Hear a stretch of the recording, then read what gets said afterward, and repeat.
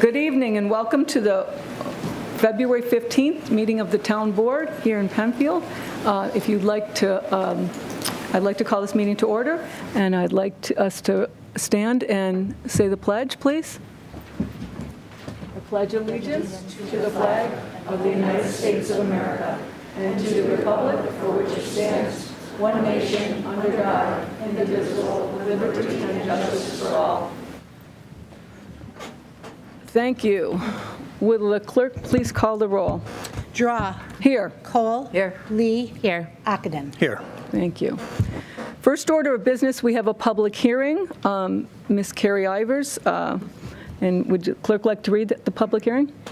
To consider a local law to amend Chapter 260 of the Penfield Town Code, registration of defaulted mortgage and vacant property.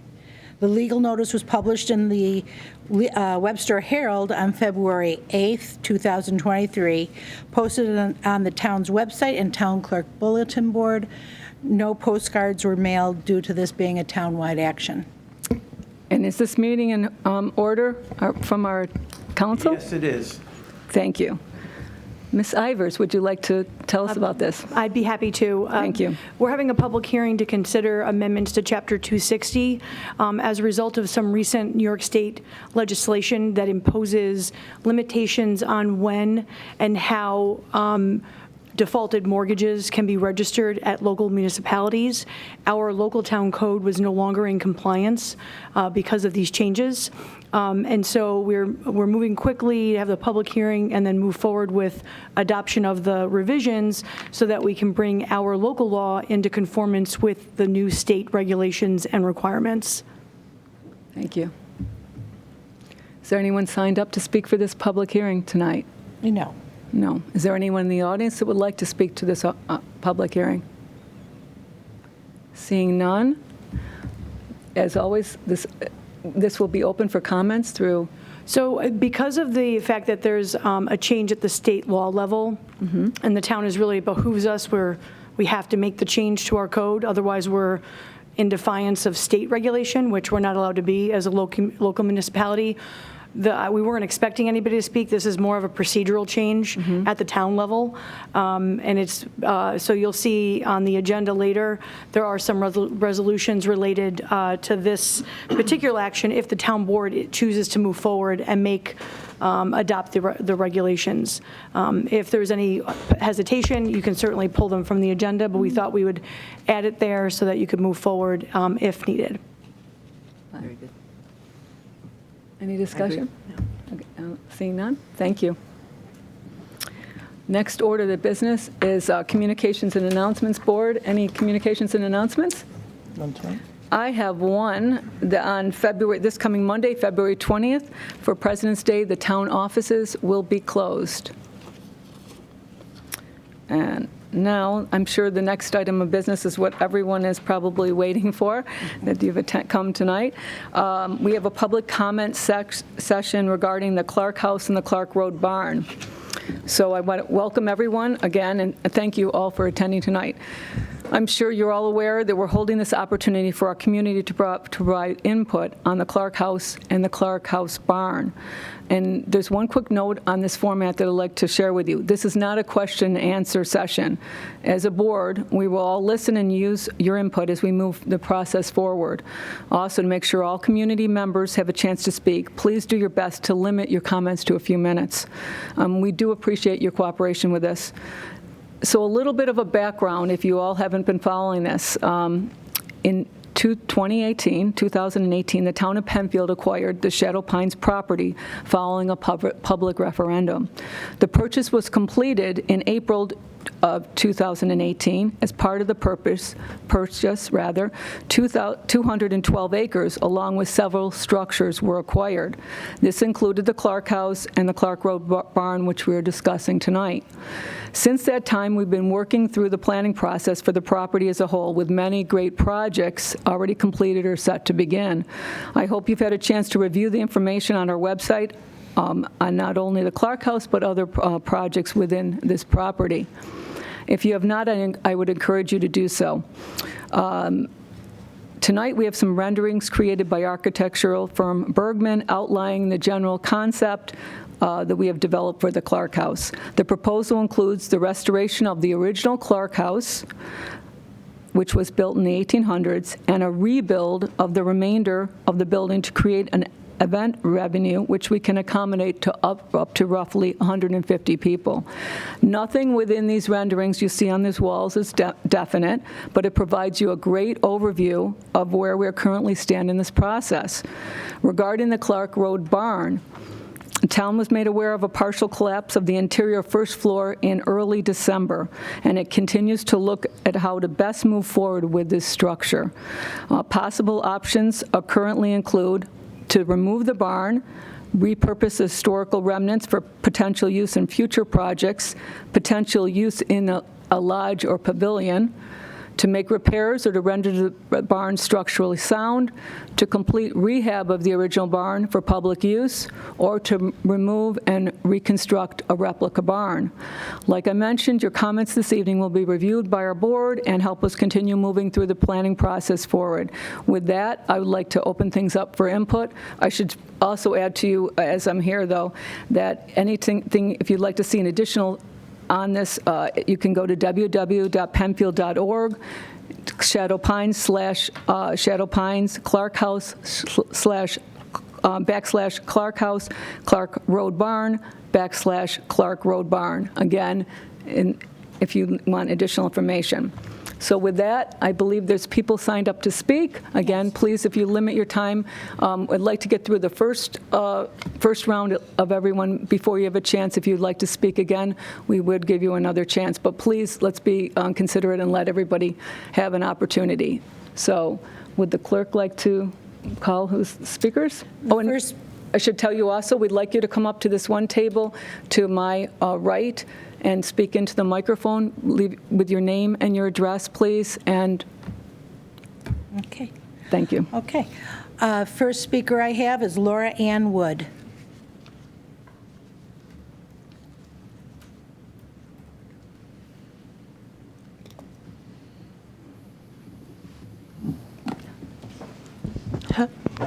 Hi. Hi. Hello. Thank you so much.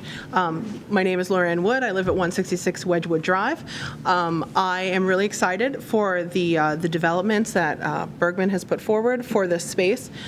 I just wanted to say that I feel like that's really a lot of money for what we're trying to accomplish in that space. With the recent tax assessment and everybody's home rates going up, I don't really feel comfortable with saying that the town should take on that large of a project for that money, but I also really support doing something. So I would just like to say that I think it would be a really great idea if we could continue to work towards partnering with something in the region, a restaurant or something like that.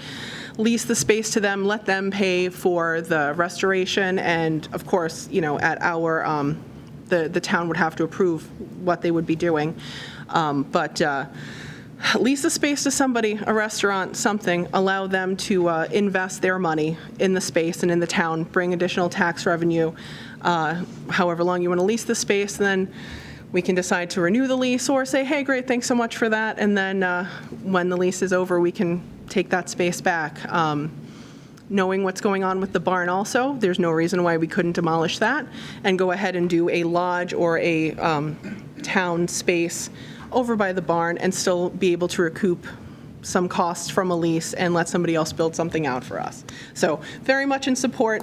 Just feel like there might be some more fun ways that don't cost Penfieldians money to move forward with it.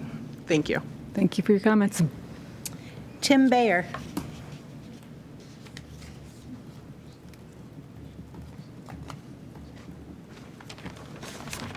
Hi, Tim. Hello, I'm Tim Bayer. I live at 408 Landing Road North. I own the house there. I'm able to provide some statistics on how much a disc golf course is being used. It's difficult sometimes to guess how many people are walking around the park. Turns out that there's a scoring program, an app called UDisc, and when people use the app, UDisc tracks how many rounds of golf are being played. So that gives us a unique perspective on how much the park is being used for disc golf, not counting the walkers and the hikers, bike riders, et cetera.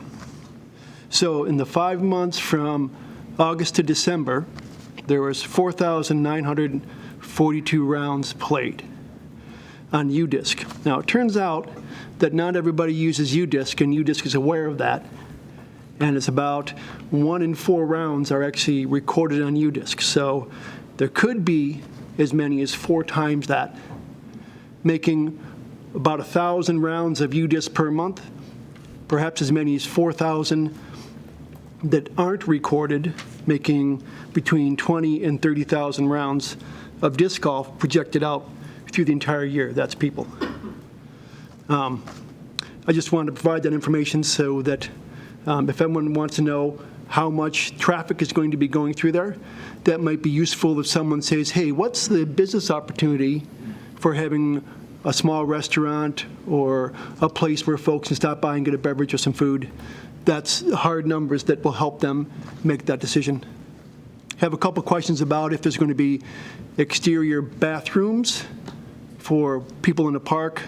I also walk my dog on the south side, which is a great place to walk, so I'm here much more than just for disc golf.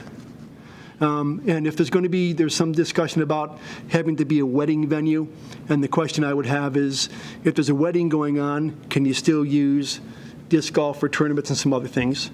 That would be useful to know. And will there be outdoor pavilions that could be rented besides Clark House?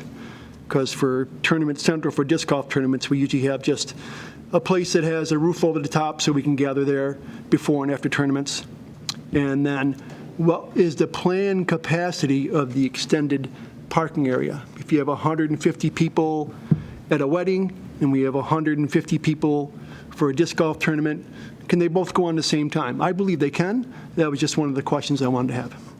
So I have some more numbers about disc golf and traffic that you can get from me if you'd like, or contact the Greater Rochester Disc Golf Club. Let me know. Be happy to provide that information for you or anybody who wants it. Thank you. Appreciate it. Yep. Diane Shutter.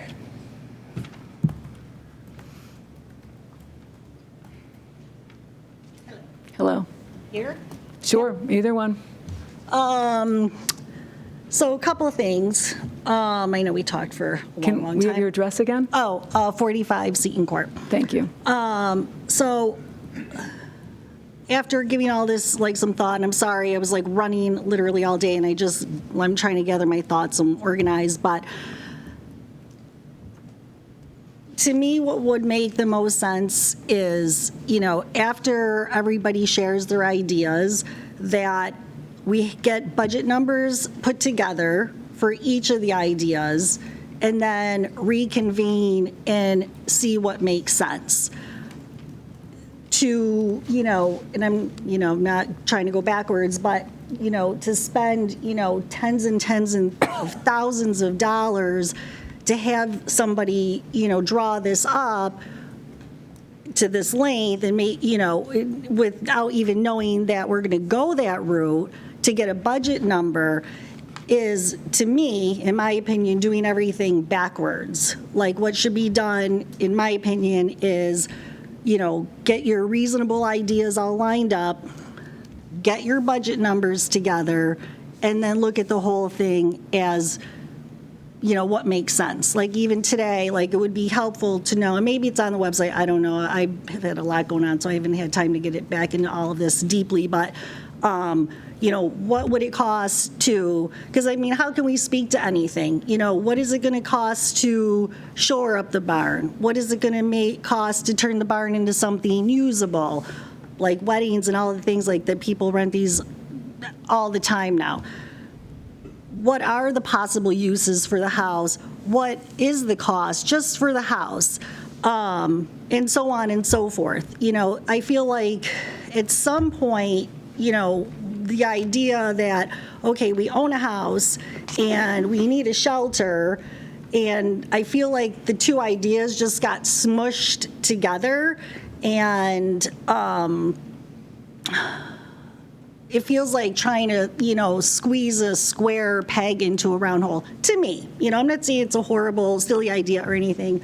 Personally, and this is just completely my opinion, I don't like this at all. And I'm not trying to be negative, but I don't feel like it preserves, enough of the house that's there. It's an enormous place. I think it's 5,500 square feet, I believe, right? Do we know? So, I mean, in my opinion, if I would say, define what your goals are first. And I was watching old meetings, and I heard this over and over again, from your on-staff engineer, Eric, I think his name is.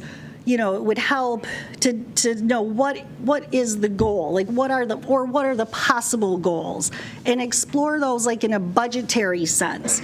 Gather budget numbers together, without paying tens and tens and tens of thousands of dollars to do that. That's if you were going to be in construction. That's what you would do. Get some ideas together, some budget numbers, before you go all in. This is going on. This is we're ready for construction here, So that would be what I guess I would like to hear is, what are, the reasonable possibilities that you guys have landed on or that people have brought to the table, and what are some budget numbers? So then, and I know it's not up to us to make the decisions, but to say, okay, well, this makes sense, this doesn't make sense. To me, besides just my own personal taste, I don't like it. It doesn't, I feel like it doesn't preserve. If the goal is to try to preserve this corner as a whole, which would be my goal in my own mind, I don't think it preserves enough of it. I would like it to stay as it is. Whatever you end up having to do at the inside to make it open and usable for the public, like that gentleman said, maybe, part of it, for the people that are using the park, for restrooms, maybe a, little break area, some shelter from the heat, whatever it may be. But I think that house has tons and tons and tons of potential. And, for me personally, that's not what I would do with it. I would say, separate the two ideas. Okay. You have a beautiful, beautiful piece of property there with, I'm sure you guys could probably use it for a million different things, office space, whatever it may be, for yourselves. I don't know anything about the restaurant business. I know you already pursued that, but if it was up to me, I personally would steer away from that because I know if it was my house, I wouldn't want to be in charge of trying to find tenants. I know you had trouble with that already, especially considering the condition. Restaurants are a tough business. I don't know if you want to get tied to that. So I would steer away from that, but that's my only opinion. But also I think that this is way, way, way too much money for a self-catering hall. So Thank you. Thank you, Diane, for your comments. Duly noted. We appreciate it. Thank you. Richard Vaughn.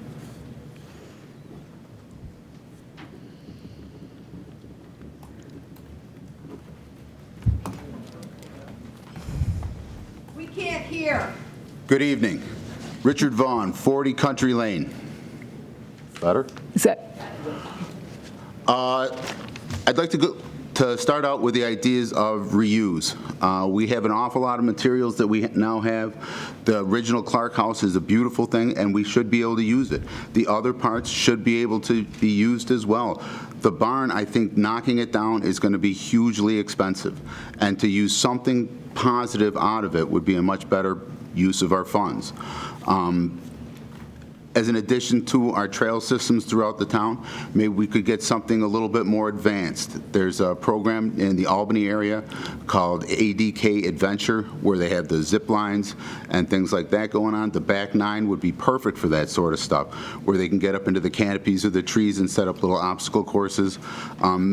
Limited funds going out as opposed to spending an awful lot. I would like to go ahead and I talked with Mr. Baird earlier today, and we had the idea about using a small coffee shop, kind of an area in the recently added 1993 for the pro shop. there's a lot of those golfers that are out there. They'd all buy coffee and donuts. We don't want to think about going to a restaurant where you got to have liquor laws and that sort of stuff. Just a small little cafe, 8 to 2 in the afternoon. Drive by there. There's a lot of guys out golfing. Thank you. Thank you, Rich. Appreciate it.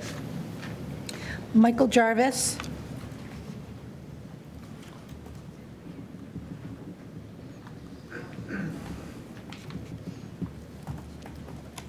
Good evening.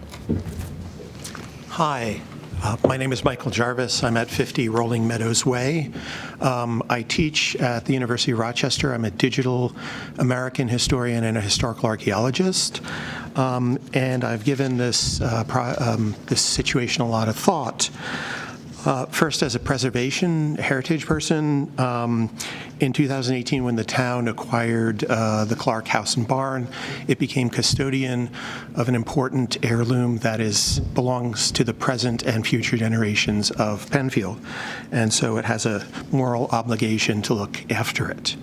I know that deterioration has occurred, and we are facing some tough challenges, and so I did want to share a couple of important, I guess, thoughts or things that I would urge you to consider. First, for the barn in particular, please can we stop the damage? Can we get some tarps over the portion of the roof, the limited portion of the roof that is open to the elements through which the water damage is occurring, which has resulted in the collapse of some of the interior. Second, I would urge the town to consult heritage professionals who deal with old 19th century structures, timber frame structures. Bergman and Torchia are, wonderful general engineering firms, but I haven't in their websites found particular expertise with restoring historic buildings. The Landmark Society of Western New York has been advising municipalities and homeowners for 75 years. They provide these services free. There are, in fact, grants available to pay for professional advice for people who restore and work with historic buildings. Third, I would ask you to, as soon as possible, record the barn inside and out. Whether it falls down or not, there's important details that need to be recorded, captured, particularly the interior, where we're going to see how in the 1830s the framing occurred, how everything was constructed, and also this will give us an assessment of the current structural integrity of the framing of the barn. And thinking about the barn in terms of, I guess, skin and bones, the sheathing and the roof is clearly falling apart. The core, the skeleton, the frame is of enormous old-growth wood, which is impossible to find to this day. And as a mortise and tenon architecture, this is sort of like a big IKEA furniture thing in that it can actually be dismantled. And that's sort of one of my last points, is if the damage to the barn is prohibitively expensive to work on it in place, I would urge the town to dismantle it carefully rather than destroy it. And I would, in contrast to an earlier speaker, I would actually like to see the barn and the house be merged together, put in conversation, basically concentrate on the oldest elements of these houses dating to the 1830s. I think the best scenario would be to take apart and reassemble the barn, put it on a modern foundation with electrics and plumbings right next to saving the 1832 core of the Clark house. Putting a restored, renovated barn right next to the Clark house would create this amazing cathedral-like interior space that would, in fact, exceed the 150-person capacity that you're imagining. And I did some 3D models. I'll quickly share these as sort of an alternate to what Bergman has presented. Sure. You can give them to the clerk if you'd like, and then she will pass them out. That would be me. Yeah, Amy, that's fine. That would be me. Saves you a trip. I'll make sure the town board gets it. Thank you very much.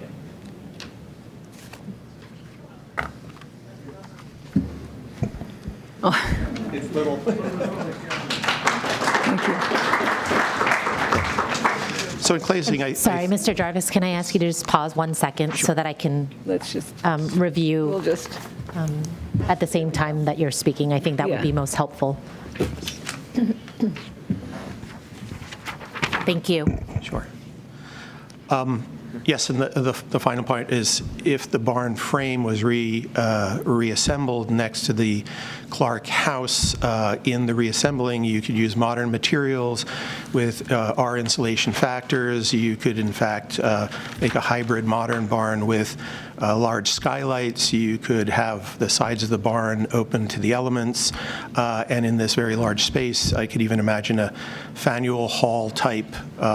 You could have several different vendors and multiple uses within the space.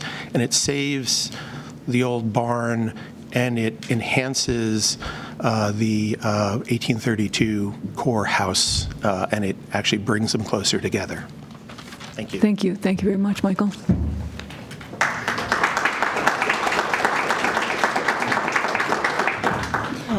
Megan Meyer?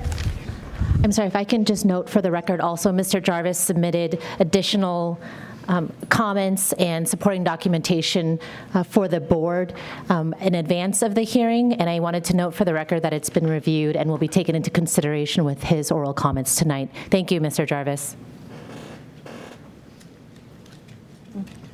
Megan Meyer? Yeah.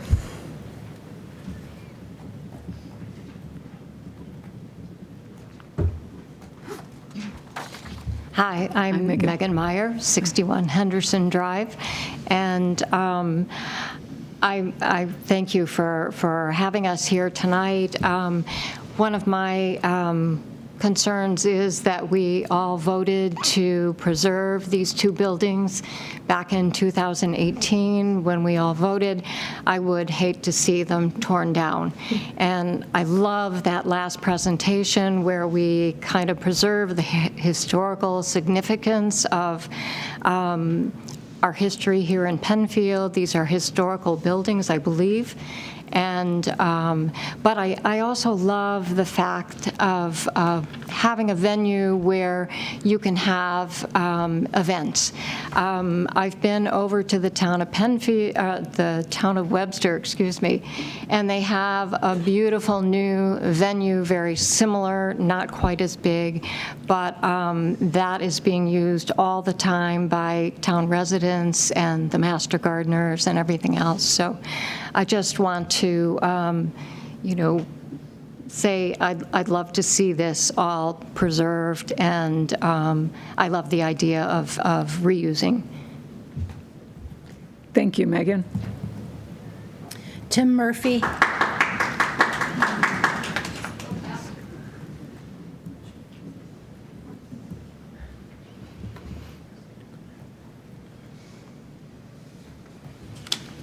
Hey, Tim. Good evening, Town Board. Good evening. Hello. Tim Murphy, 48 Corral Drive. Thank you for the opportunity to be here tonight. I'll try to be brief, but I'm the spokesperson, if you will, for the Friends of Shadow Pines. We were originally the group, the Save Shadow Pines. So we met as an organization or a group back on February 1st, and we sent you a letter back on February 6th. Got a great reply from Councilwoman Lee. Thank you for that, for acknowledging it. I'm not going to read back to you the content of the letter, but we wanted to make sure that we went on record, to make sure you understood where we were coming from. Also to know that we'd like to help. I mean, we'd like to be part of a solution, whatever that ends up being. We know there's a lot of competing priorities as well with the town. So one of the things we also wanted to offer is, a process so that you can speak to some of the other priorities that you might be dealing with.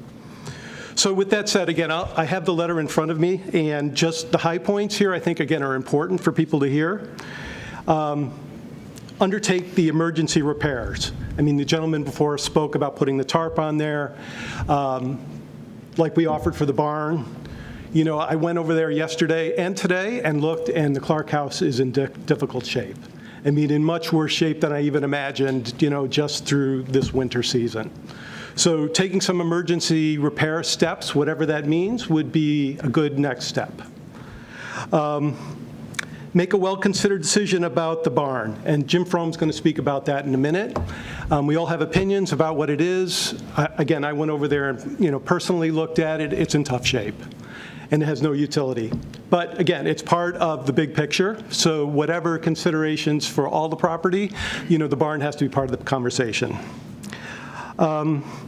Create a committee to help you folks. I mean, you're not going to get all this work done by yourselves. The Save the Shadow Pines, we organized, and we're willing to do some of that again, whether that's grant writing or talking to other towns. I mean, I go down Westfall Road all the time, and I go by the Buckland property. And I stopped there and took pictures a few weeks ago, and one of the things I noted is Rotary was one of their partners to help with the restoration of that 1830s property. So all those things need to come together. And again, I can't imagine that the town can do this all by themselves. So again, what we're offering is the possibility, again, if it's valued, and if the town is working with us, meaning they'd have to offer a liaison to help with those efforts. Create a phased development plan for the structures. You can't do everything at once, right? Resources just won't allow. So whatever that means. And I will say that, when we looked at some of the renderings, the last one looked good, but honestly, it looked a little overbaked to me personally. I love the idea of incorporating some of the timber from the barn. We facilitated having New Energy Works come out there and evaluate that back in October and November. They did say that the bones look good, but obviously the foundation, the roof, the system, but the big old growth, the timber frame, yes. They don't make wood like that anymore. And if somehow that could be incorporated into whatever we end up doing, is our input. So again, it's important for you folks to know that there's folks in the community that are willing to assist. But you have to reach out to us as well. But we'd like to have a voice in the conversation, whatever the go forward is.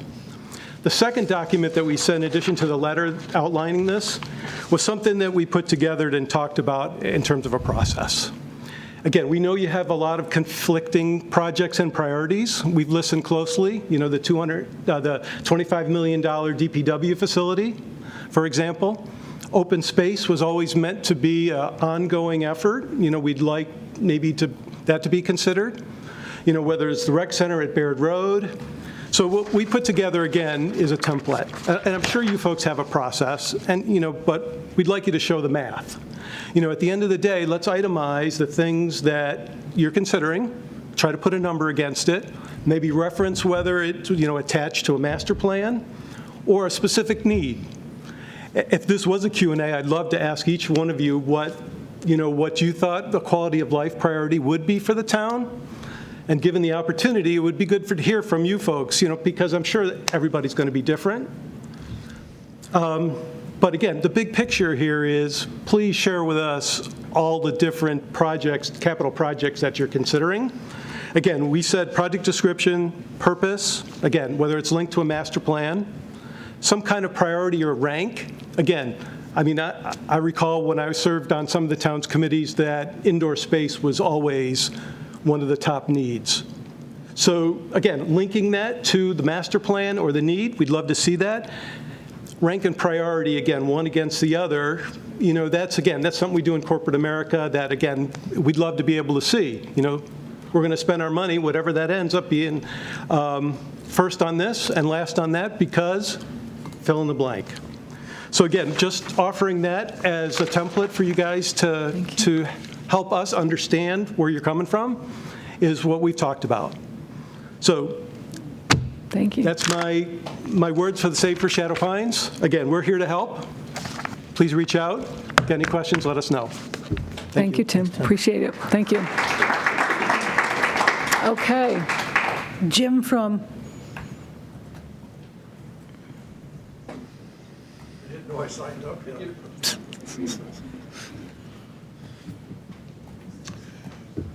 Whoops. Jim Froome, 11 Denonville Ridge. I don't have a whole lot to say in that I just saw the Clark House proposed $3.8 million reservation. And as a few other people have said, or at least one other person said, feel a little blindsided by that. I'm not saying it's a good idea or a bad idea. I just, having been very involved with this board and the previous board for the last 4 years over some other projects at the Pines, I've tried to stay up on everything that's going on. I just looked at my notes before I came here. December of 2019, I gave the town a seat of the pants estimate to bring the barn up to code. It was done by a timber frame person who said this would be minimum what you'd need. It wasn't detailed. And then I met with Marie and Parks Department, I think 3 other people from the town, another timber frame gentleman, to give a look at the barn back, I think it was November, December. And when he walked in, the first thing he said was, good bones. And then when somebody asked him about, is it reusable if you take it down, because that seems to be what the town's been leaning towards, and I believe that's what the board's been thinking all along, that the barn is just going to get, more likely get taken down. He said, we don't do that. He said, it's not a popular thing to take a barn down. And someone just this last weekend said to me, I don't know how many people are going to come talk about saving the barn, but he said, I guarantee you when they take it down, there'll be a heck of a lot more people complaining. And so my only point is that I know over a year ago, a tarp was offered to be paid for, to be put over the roof. And I know it was discussed in December, and it was discussed what kind of equipment would be needed to get up there, a arm jack or whatever to get up that high to put it on, and how to keep it from being blown off by the wind. That was discussed a little bit. And then imagine my surprise when 3 weeks later, I hear it's going to be demolished. We put a fence up around it. And I know when we were inside the barn, nobody went over to that corner. I did look over there, and I didn't want to go look at it, which is the main part where the roof has been bad since you guys bought it. I mean, it's been like that since the town took it over.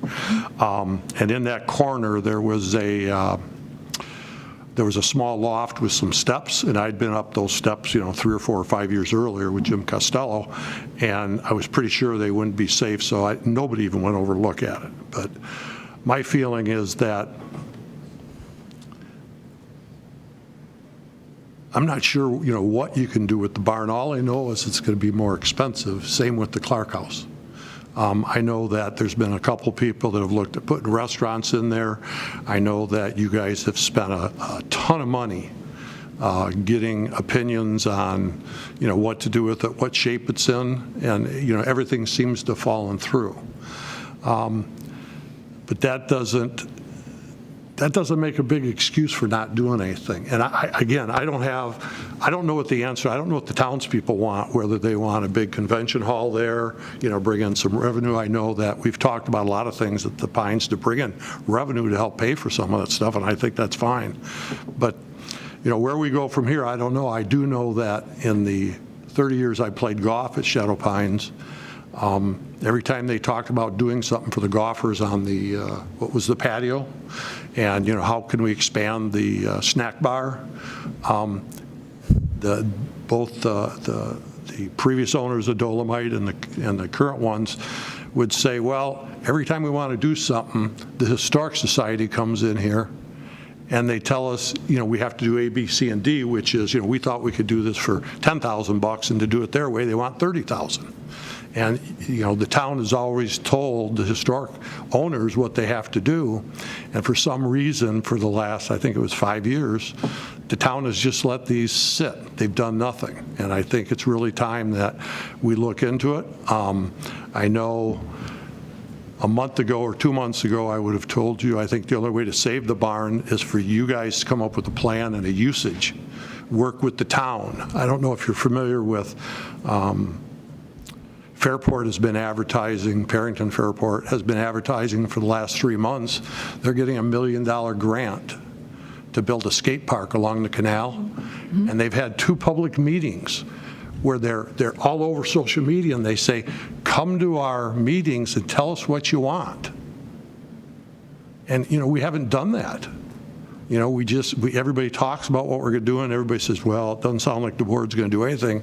And we just keep putting it off and off and off. And like I said, a month ago, I would have suggested that the way to get this done, because it's going to be so expensive, and I suggested this 4 years ago, is why don't we do some sort of, joint project where we get the barn people, the historic people, and let's raise some money. There's a lot. Let's get some grants. Let's raise some money. Let's use some tax money, and let's figure out a way to do this.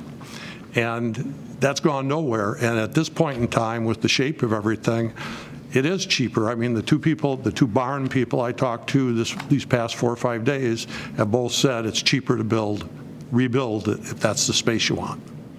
And it would be better. I think somebody talked about, the gentleman that was just up a couple of minutes ago, he talked about preserving the lumber that's good and maybe putting something next to the Clark House. And that's what the two people I talked to this weekend said. They thought that's probably the most realistic use. I talked to the timber frame people that came out in November, December today, and they said the same thing, is that there are companies that do that. They used to do it. They don't do it anymore because it's not a good business to be in, because people get mad about taking the barns down. But he suggested that the town, if they're going to take the barn down, to take it down and store the wood until you figure out what you're going to do with it. And that would be not my first choice, but that's a better choice than taking it down and just wrecking it or selling it, because I have no idea, and but there are companies that do this. They could tell you what it would cost to build a replica building, whether that be a barn next to the Clark House. Probably wouldn't. I know there's a difference if you restore it, whether you want to use it May to October versus year-round in terms of insulation and all that. But if it's just something for the May to August, we don't need heating and air conditioning and all that. So just a barn-like structure, just a shelter with the handicap bathrooms and whatever else you need to do, maybe that would work. And then I'll even go so far to say that if that's something that makes sense financially, then let's take a look at, and I'm out of the loop for the last 4 months, but whatever BME has come up with in the estimation for the parking, the bathrooms up in the northeast corner where the pickleball courts are going to be, let's take a look at what, not the sewer and the water lines and the electrical, but let's take a look at what that building's going to cost, and maybe what it would cost to put a pavilion there with this lumber and make a barn replica out of the lumber, and make that both a bathroom and a meeting place. That can be used May to September. I mean, there's a lot of things we could do, but I think at this point in time, just to talk about tearing it down, and maybe I took it wrong when I saw when the fence went up, we got to tear it down. Nobody said, well, what would it cost to fix it up? We know it needs a roof. And we know the foundation needs some work. But that's all we know. And we knew it probably needs a floor. But we don't really know. We have all these grand ideas, and nobody's doing anything about them other than it's rotten, let's take it down. And, barns are part of our history. And I drive by it every day. It's not going to matter a whole lot to me if it's not there in terms of usage, but it is going to take away from the property. That's pretty much all I have. I mean, again, I don't have an answer for what to do with it, but I think you need to get more public input into it and get prices. And I know the previous town board didn't seem to want to talk about doing joint projects with people, but I think this is something that you look into, whether it's just somebody help you write the grants. There's money out there for stuff. I just talked to a guy today who was working on his taxes, and he's going to get a 25% tax reduction for all his barn renovations he's done over the last 5 years. So there's public money. There's someone out there to fix these. So thanks for your time. Thank you, Jim. That's all I have. That's it. Is there anybody in the audience that did not sign up to speak that would like to speak? Oh, so I guess I'll go first. Mel? Sure. Good evening. Mel Callan, 1410 Harris Road, Webster. Just want to reiterate some of the words that have already been spoken. I'm a member of the Save the Shadow Pines group. We've been active, as you know, for a few years, and we had the bond vote back in 2018, and it's really discouraging to know that nothing has been done about the Clark House and the barn since then. So it really has been neglected, and because of that, I agree with Mr. Jarvis. You know, there's a lot of not only history but potential in the barn, but I don't know how salvageable it is. As Jim said, we've had a number of opportunities to offer to the town about even a somehow preserving the barn for future use. I'm not an expert, but I'm told by some of those who are experts that it may be not salvageable at this point. If that's the case, certainly reusing the good wood that's in there, hopefully to preserve what's left of the Clark House and preserve as much of the Clark House as possible. But I would urge this board to please move forward. We've been asking for 5 years, and it's been put on hold, and now the destruction has occurred. We know that, we've seen it, we've been there.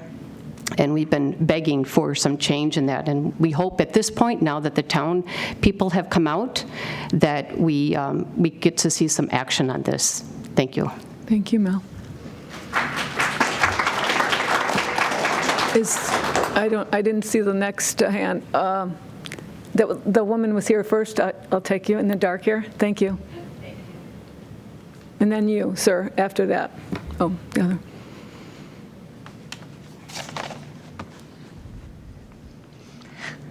Hello, my name is Katie Andrus, and my address is 156 Mendon Center Road.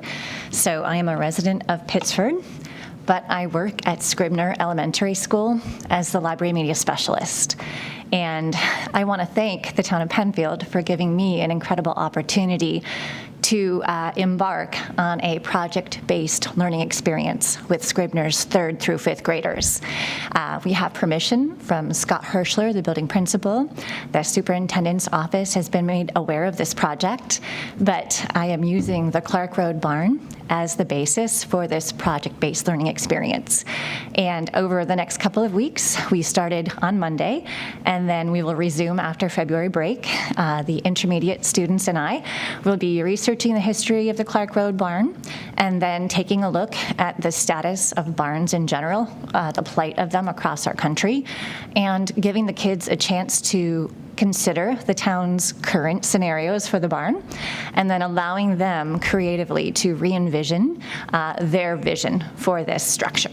So today, I worked with 3 classrooms full of about 25 students each, and each of those 3rd through 5th graders was tasked to take a black line master of a barn, and I asked them to show me, using words, color, and drawings, what the structure was and what they saw, how they saw it used, or what they thought its use was.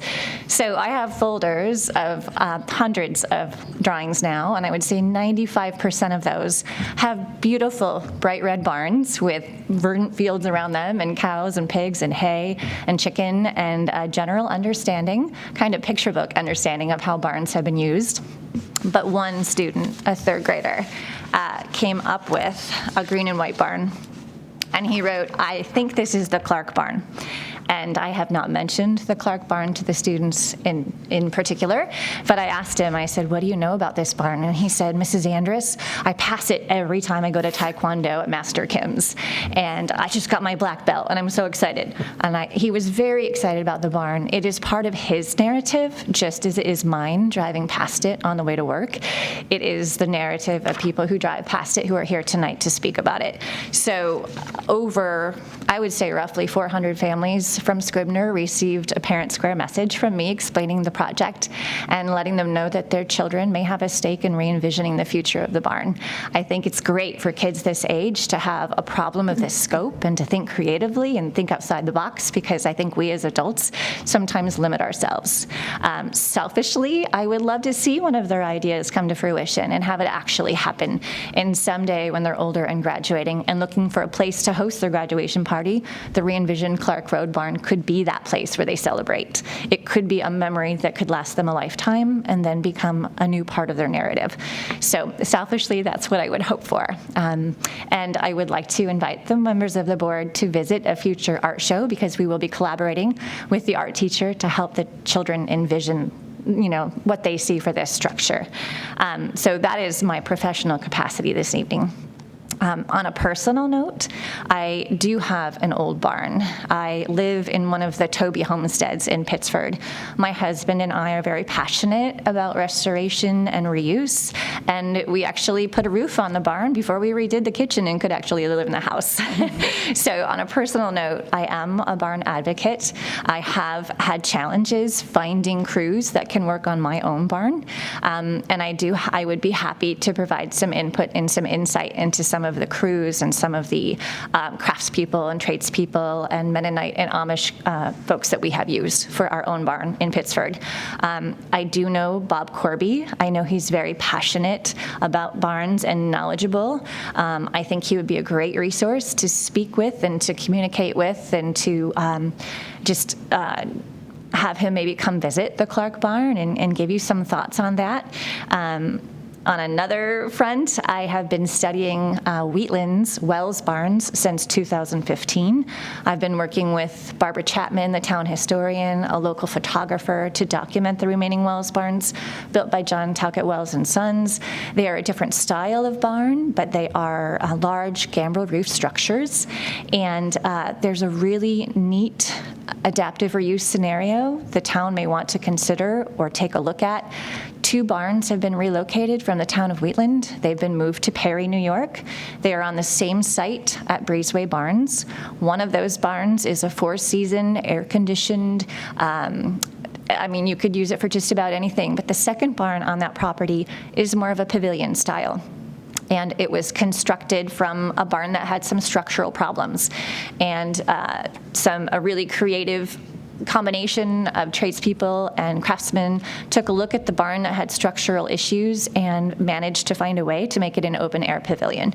So there are doors that roll up and roll down. There is a large hearth on one end of the barn that had trusses that were damaged, and they've managed to re-envision it and make it a structure that can be used for things like community gatherings, wedding spaces, and event spaces. So there's 2 different scenarios on that one site in Perry. I would love to have you visit it and take a look.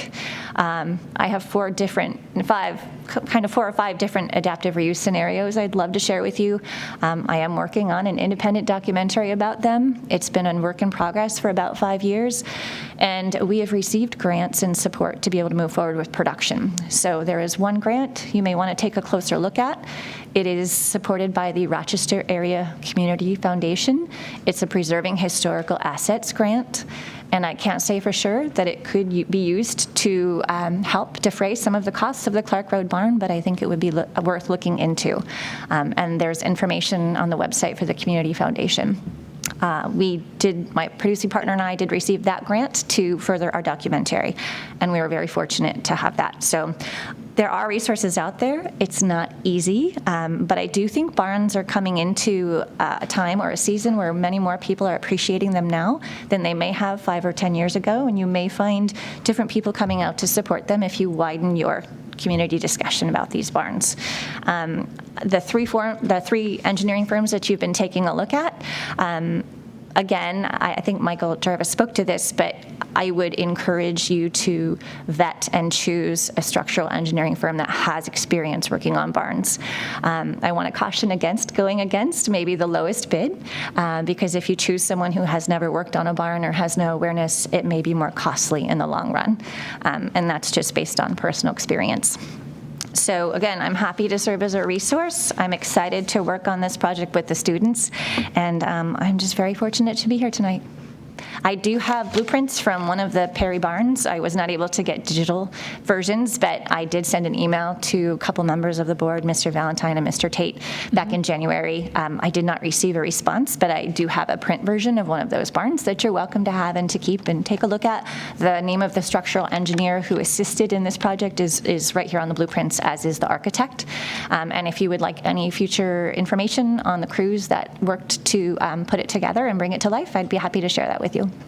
Thank you, Katie. We'd be happy to have, do you need those back? No. Right away? Okay. We would take those. Okay. If that's okay. And Katie, also, if you could fill out one of those sheets. I did. It's right there in the little box. And maybe your phone number, Okay. and then if we need to contact you. Thank you, Katie. Appreciate it. Thank you. Mrs. Andres, I'm assuming you want the student artwork back. Do you mind if I just take a look? I kind of want to compare with Mr. Jarvis and see, where we can. I figured you need him back, but. Okay. Okay. Thank you. And I believe, wait, there's a new gentleman. Do you want to go? I saw you first. Yep, sure. As long as we're still on first speakers. Thank you.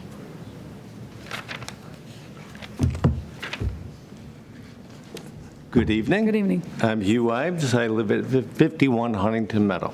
Thank you, Hugh. I've lived there for 15 or so years, and since we voted to purchase the properties, which included the barn, the Clark House, the cart barn, I believe it also includes the barn down the road on Wayland, on the Bend. I visit that parcel almost daily. It's a beautiful parcel. There's a lot of positives with that parcel. I think there's a lot of opportunity, whether it's something like this, but tonight it's more about the barn. And in my opinion, we missed an opportunity to save that. I too am a barn advocate. I've traveled across New York State for many, many years, and you see barns collapsing. And you see it, and it's kind of sad. It's history, because, it's a farm or what have you. This is what we bought. This is what we own. And we didn't do anything. And I think we missed the opportunity. Having said that, there was a fence put around it for safety. Okay, I don't think the fence has a big enough perimeter if safety is really the issue. When you look at the Clark House, there's no perimeter, there's no safety, there's no boarding. It's wide open, but you have safety-related issues. You have stairs that are uncovered. You have supports that are not protected. If you go to the cart barn, the roof is in total disrepair. So I look at these other structures and say, they're next. In the barn around the corner, that's pretty well in good shape, but there's some issues there. It's not secured, it's not boarded up, it's not protected. What are we doing? So I think we have to look at this as lessons learned. The barn is the barn. If we can save it, that's what I say we should do. If you have to repurpose it, that's great. To tear it down, no. I thought I heard in one of your previous meetings that the town said we could have it down in one day. Okay, do you need a permit to do that? Has there been an environmental assessment? What's inside that barn? Is there asbestos? Is there lead? Have we done anything? Or is it just, we're going to demolish it? I think you have some due diligence before you do that. I highly encourage you to protect the Clark House, eliminate some of the access issues. For example, you had one long stairway kind of closed off with just a folding sign. You go around the other side, nothing. You have a couple little signs, stay away. Then you go on the front and it says landmark. What are we doing with it? We're not painting. We're not protecting. The cart barn, there's stuff in it. Are we using it? If not, get it out of there. It's a fire hazard. Next thing you know, it's going to burn down, right? Are we doing our due diligence? Are we inspecting? So I feel we bought this place and it's not being maintained and it's not being secured and it's unsafe. You go across the bridge over Hip Brook, the boards have been missing for over a year. You can get your foot right through it. There's numerous issues, and you say safety, safety, safety. We have to tear it down. Why don't we do the rest? Why don't we look at the whole property and make sure that we're doing the right thing with all of them? Because if this is going to cost $500,000, whatever, to repurpose, what are we going to do with the cart barn? What are we going to do with the house? What are we going to do with the other barn? We're going to come up with more money for that? Maybe we could spend $50,000 to preserve them. So I would encourage the town to get the right people involved, get the committees, whatever it might be, and look at this holistically, not just the barn, not just the Clark house, but look at the entire parcel. If you go in the back of the park, you have no idea where you are. There's no signage. It doesn't say you're here. There's cell coverage, and that parcel is terrible. You go in the back, somebody falls, gets hurt, gets their foot caught in the board on the bridge, can't get out. They can't call. Then if they call, they don't know where they are. So there's so much that I think the town can do to not only address the barn, the Clark house, the cart barn, the other barn, whatever else, the bridge. We need to put money into maintenance and stop this after the fact. We need all this money to rebuild. Let's just save what we have. So I am a barn advocate. I'm a Shadow Pines advocate. I feel a little bit remiss that I didn't get involved sooner, but I'll tell you, I will be watching and I will be involved.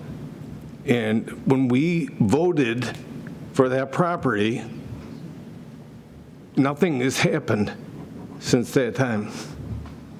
And the responsibility is on all of us. We're all in this together. It isn't the board, it isn't the town, it isn't the attorneys. We're all in this together. And someone had mentioned a master plan. I haven't seen it. I see this idea. I'm not sure there's a business model where that's going to be. Somebody said we have a lot of golfers. I do see a lot of hikers. So it's a great parcel, but just to all of a sudden say we're going to build this and then we're not going to do anything with the cart barn or the other structures, I think that's short-sighted. So I just wanted to voice my I have a lot of photographs of anyone at the town or the board wants to see them, but I encourage every one of you on the board and at the town to walk the parcel and put your safety hat on, put your environmental hat on, what's the right thing to do hat on, and I think you'll at least say we have to do something to preserve what we have. So that's all I have. I thank you for the opportunity. Hugh, can you give me the spelling of your last name? It's Ives. Thank you. Thank you, Hugh. Mr. Jarvis, you're going to have to put a couple chickens next time in your drawings. Ms. Andres, I have these for you. Thank you. Who, in the woman, lady in the back right there? Sure. How about, oh, how are you? I'm good. How are you? Nice to see you. Didn't recognize you. So many familiar faces. Yeah, I guess. Nice to see you. Hi, my name is Sue Del Pazzo, and I live at 36 Country Lane in Penfield. So I'm going to talk very, very briefly, and it's just really from my heart. I'm a lifelong Penfield resident. I was born and raised in Penfield. I've lived here my whole life with a few little stops other places, but I drive by the Clark House at least once a day. And every time I drive by, I have a very sad feeling because back in 2018, I actually wasn't living in Penfield, but I was involved in trying to get all my friends on board to save Shadow Pines, so to speak, and to buy the property. And I felt very passionately about it because, you know, Penfield, I can remember when I lived on Henderson Drive growing up, and there was nothing behind Hillary except a big field. So I can remember Penfield when it really was a farming community. And so when I drive by the Clark House, I think this is one of the last kind of original things that I remember from my childhood, that it was always been there. It was always like a landmark for us. And I kind of have a unique perspective since I've been here my whole life, and I feel like when I saw this drawing of the new pavilion, not that I don't love nice pavilions, because I do, and I rent them and I use them in Penfield, but that could be in any town anywhere, and we have this beautiful piece of property that we could do so many things with. I personally would love to see the Clark House made into the Historical Society, so we don't just have like a little room at the library, but we have, we can move it in there and then, use the rest of it as a venue or whatever people decide. But I would like to see it restored, and I would like to see it used, and I think really what I'm here to say is I'm very, very encouraged, because I thought I was going to come tonight and I was going to hear a room full of people who are like, yeah, let's tear it down, let's build that, let's this and that. And all I've heard are people who are talking about preserving and our responsibility as a town and our responsibility to preserving part of our history when there's not really a ton of that left in Penfield anymore. And so I guess I really want to say that I'm really heartened to hear all these people who are interested in helping and have ideas and are really, I think you should take advantage of that, and I'm definitely one of those people that would like to get on board and do something to help preserve it. So I think if the town board doesn't take anything else away from tonight, you should realize that you have a lot of really capable, smart people here who want to do something to support restoring, or at least trying to keep that corner kind of as part of Penfield's past and future. So Thank you, Sue. Thanks. Appreciate it. Am I missing? Am I missing anybody else that wanted to speak? Is this our last chance to talk about this? Well, I wanted to make sure that everybody got a chance to have their first go around. Is there anybody else in the audience? I agree that if anybody else has to go first, I just have a quick question when everyone else is done. There's a gentleman in a blue I Oxford didn't shirt. see. Oh, Okay. yes, come on up. Sorry, I didn't see. No? Sir, did you have your hand up? Yeah, that's. Oh, yeah. Oh, then this is your second did he question? speak? Oh, I'm sorry. Is there anybody else that has spoken that wants to speak? Then once more, sure, Tim, you want to come up? If it relates to this, sure. Yes, absolutely. Thank you. Are we reading emails? Yeah, I will have. Amy, before you go, do you want to read your comments in first, or we do have So a I couple do emails. have some comments Thank that you, were Tim. sent in, and Tim, you can stay there. But if you'd like me to go with those. If you would like to, those are the first, I probably should. Sure. Okay, the first email I received and asked to have read into the record, and we did receive a number of emails from people. I'll bring this closer. So we did have, and Debbie also received a number of emails, but only certain ones asked to have them read into the comments. So the first one that I received was from Bob Peterson. He states, 5 years ago, 7,000 Penfield residents turned out to vote 4-1 in favor of saving the Clark House. If you were running for re-election and scored that well, you might call it a landslide. I call it a mandate. The town board received a clearly stated mandate to preserve the Clark House property. However, over the past 5 years, little has been done to protect or restore the house and barn. You might say the board pretty much ignored the mandate and failed in its role as stewards of an important town asset. That's water under the bridge.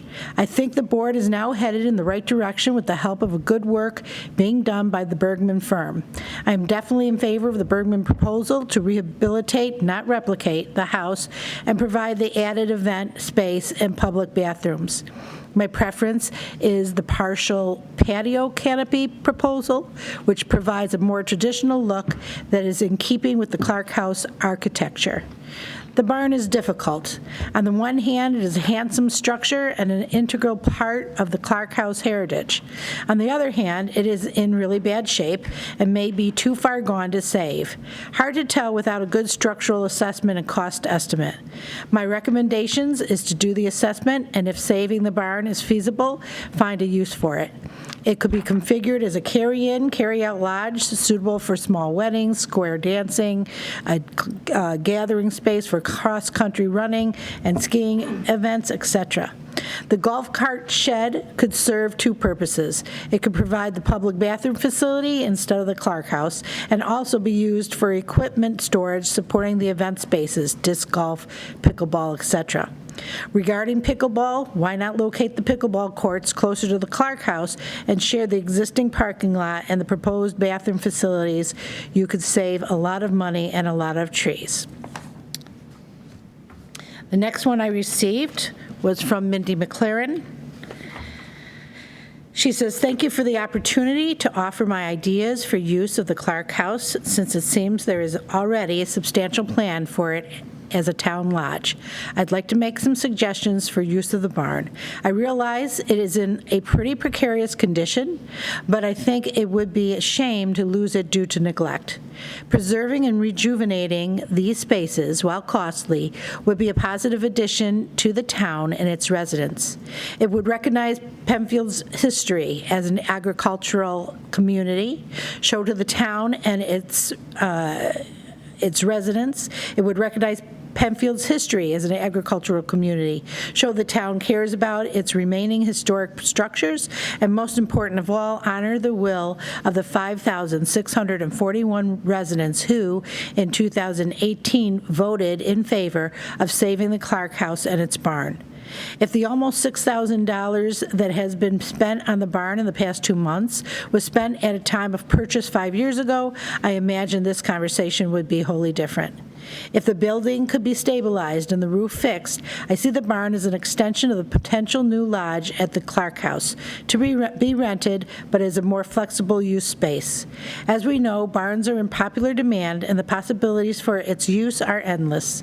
It would be used seasonally, May through October, and as is, taking into account that there is no heat and restrooms, running water would have to be assessed at the Clark House, or possible restrooms that could be created in the current cart barn. If a crosswalk could be installed, the Clark House parking lot could be used.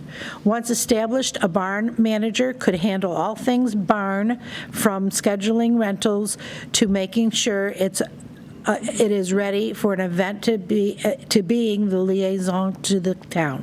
This could be a volunteer position held by more than one person. I will suggest myself to start.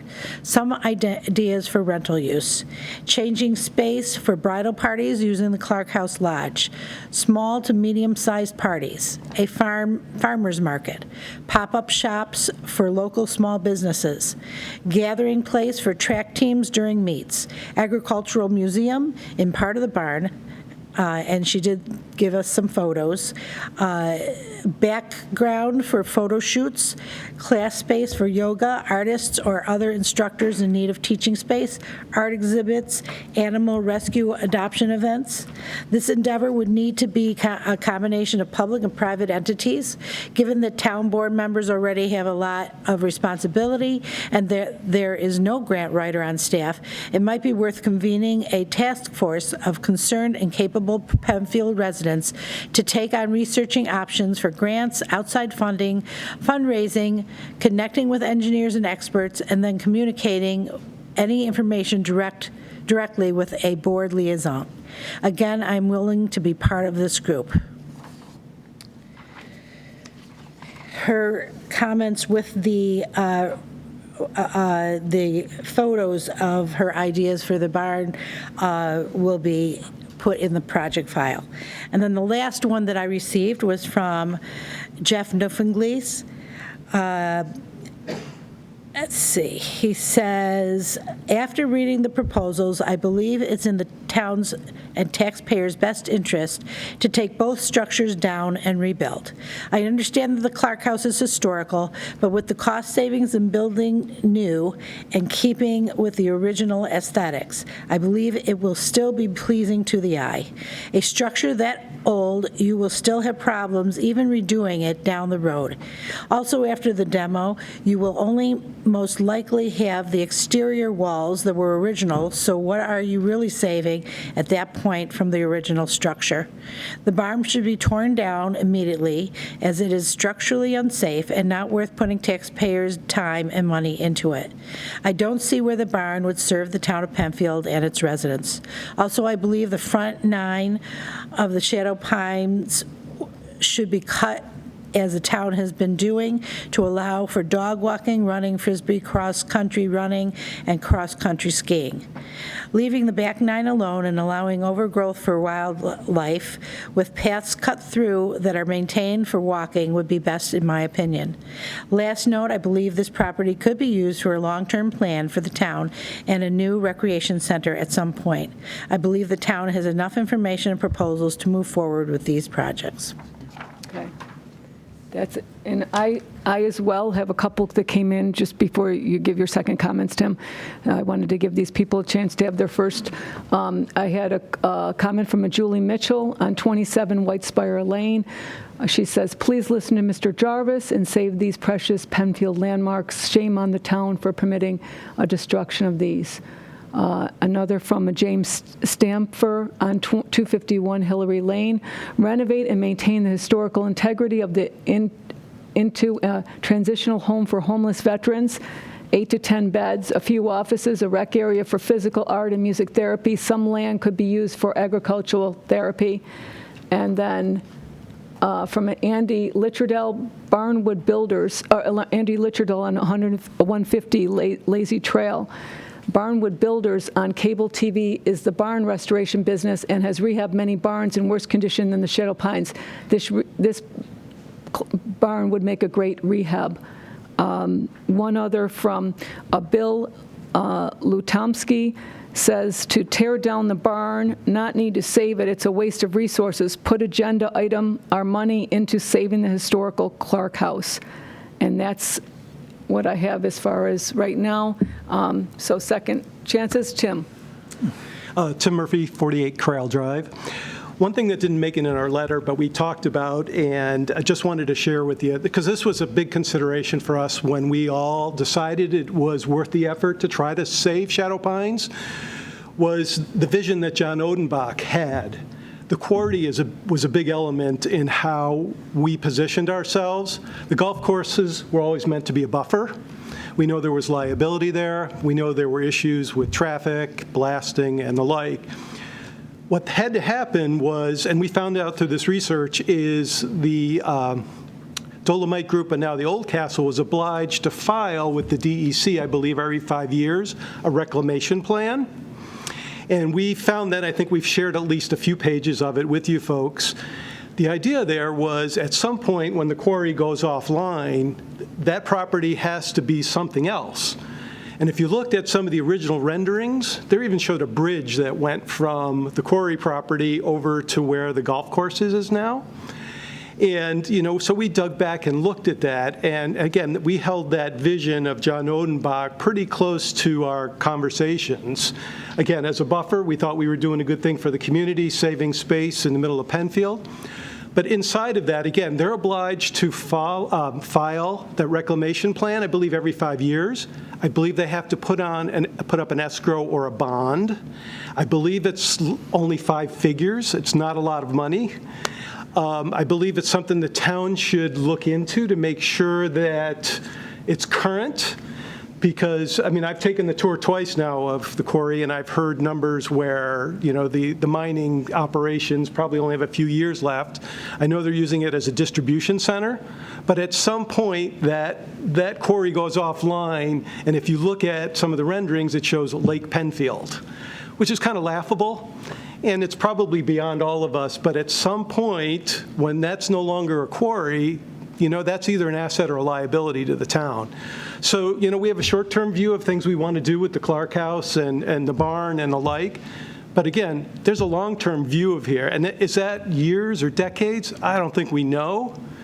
But I think it would be good of us to look at that obligation that the New York State puts on Old Castle to file the reclamation plan, and make sure it's up to a standard that, when it does need to get enacted, that it's something that can really make a difference. So that didn't make it into our letter. I know Bob Peterson did a lot of research on this, and again, we have the documents that go back in time, and we have the stamps on them, and it seems like they get rubber stamped every time they get filed. But again, this is many years later, decades later, and again, it's closer to the end than the beginning. So what happens again when the quarry isn't being mined and isn't operational anymore? I think that needs to be a facet of this conversation. So I wanted to add that. Thank you. Thank you, Tim. Okay, that's the second. Okay, Mel, your second question or comment, rather? Oh, thanks. Thank you, Debbie. Mel Callan, 1410 Harris Road. A gentleman in prior speaking mentioned the comprehensive plan, and I just have a question about, I believe it's a state law regulation that you have a 10-year comprehensive plan. The last one was 2010. 2020 has come and gone 3 years ago. Are there still meetings of the comprehensive plan? Who's on it? And what are the plans? Because in 7 years, we need another comprehensive plan. So I think it doesn't take much to point out that we are well behind what we need to do for this town and have it establishing a comprehensive plan. So that's my concern about it, because certainly land use and environmental concerns are included in that, and that would certainly consist of what we're doing with Shadow Pines. My second question is, Debbie, thank you for stepping up and being our temporary supervisor. Marie Santee was wonderful. We enjoyed her, but I understand she had family obligations, and we would all put our families first. My question is, what's the plan? Because there's now 4 of you, and so Mel, we're just talking right now just about the Clark House input? Yes, I understand that. And you have some decisions to make as we move forward. So now there's only 4 of you, and usually it's 5. So what's the plan? And Mel, we're just talking right now about the Clark House. Okay, so how can I find out that? There will be another public participation just on other subjects. That would be a great time for you to come up. But not tonight? No, tonight. No, we'll have public participation. We'll have it again. Okay. The meeting, it's going to be a full meeting. Okay, thank you. We'd just like to talk about, about the Clark House right now. Thank you. And is there anyone else for Diane? Diane, if you've got something new, something new to add? I don't know if it's new, but it's kind of just a follow-up, I guess. Because do I need to tell you my address again?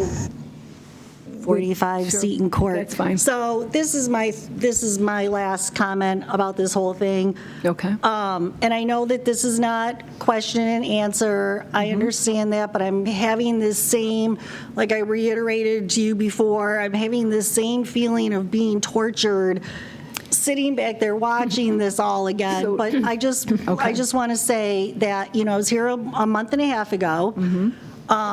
Really just, implored you, offered, my help. I do construction, I do plumbing, heating, fire protection for 30 years. And now, as I suggested then, a plethora of resources have come forward with their help. So I guess this is my thing is I'm just begging you to say something. And we're taking all these comments tonight. Diane, yours as well as everyone else's comments. I don't want to leave discuss here this maybe offline, you and I. If you would like to have a conversation, I would love to you to reach out to me. I've said all I can say. I don't want to leave here just, again, with no direction. What's next? Well, what's next? The next steps are say something. Diane, we are taking all the comments from this evening. We will be discussing them as a board at a future work session, at the next work session, as a matter of fact. All the comments tonight, reviewing them with staff and discussing them, and that's the next steps, really. That's why we wanted to have a public input meeting, so that we could listen to all the whether you liked the Clark House idea plans, what the plans were, what you liked, what was going with the Clark House barn, and that's where we're going to take it to the next step. So the one thing that I would just beg you and implore you to do is what so many of us have asked, and what I talked about a month and a half ago, is please, for the love of God, form a committee to help you guys with this, okay? This has been a travesty. And Diane, I think we know that. Thank you very much. We duly noted that you would like a committee formed. So at some point, I'm just hoping that we will get an answer, yes or no, that you're willing to put a committee together of highly skilled, amazing resources here. Thank you, Diane. I appreciate it. Will we get that answer someday, like yes or no, that's going to happen or it's not going to happen? Diane, I think we will discuss all this, all the comments tonight, as well as that which was mentioned at our future work session. Okay. So thank you. When do we follow up then? When do we get back to us? There will be a work session coming up. Right. On the 22nd of February. Okay. Which is our next Wednesday.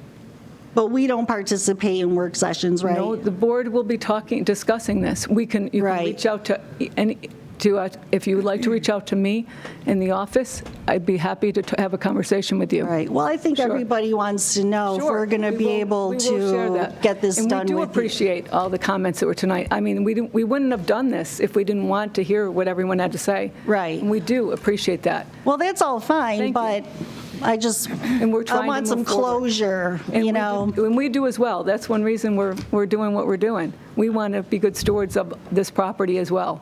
Okay. For the town. Okay. So thank you. Okay. So I guess I'd like to know if we're going to have a committee to put together. Okay. Thank you. At some point. Duly noted. Thank you so much. Okay. Debbie, if I can just say one couple comments. As I see people are getting up now, ready to leave, I think in case there are others, of course, we're not going to close communications, but we at least wanted to thank everyone for coming tonight and, of course, sharing your feedback and participating. I think this is very helpful. It was more of a focus for the board to really be listening today and taking into consideration all the feedback. We've received a lot of documentation and it's being carefully reviewed.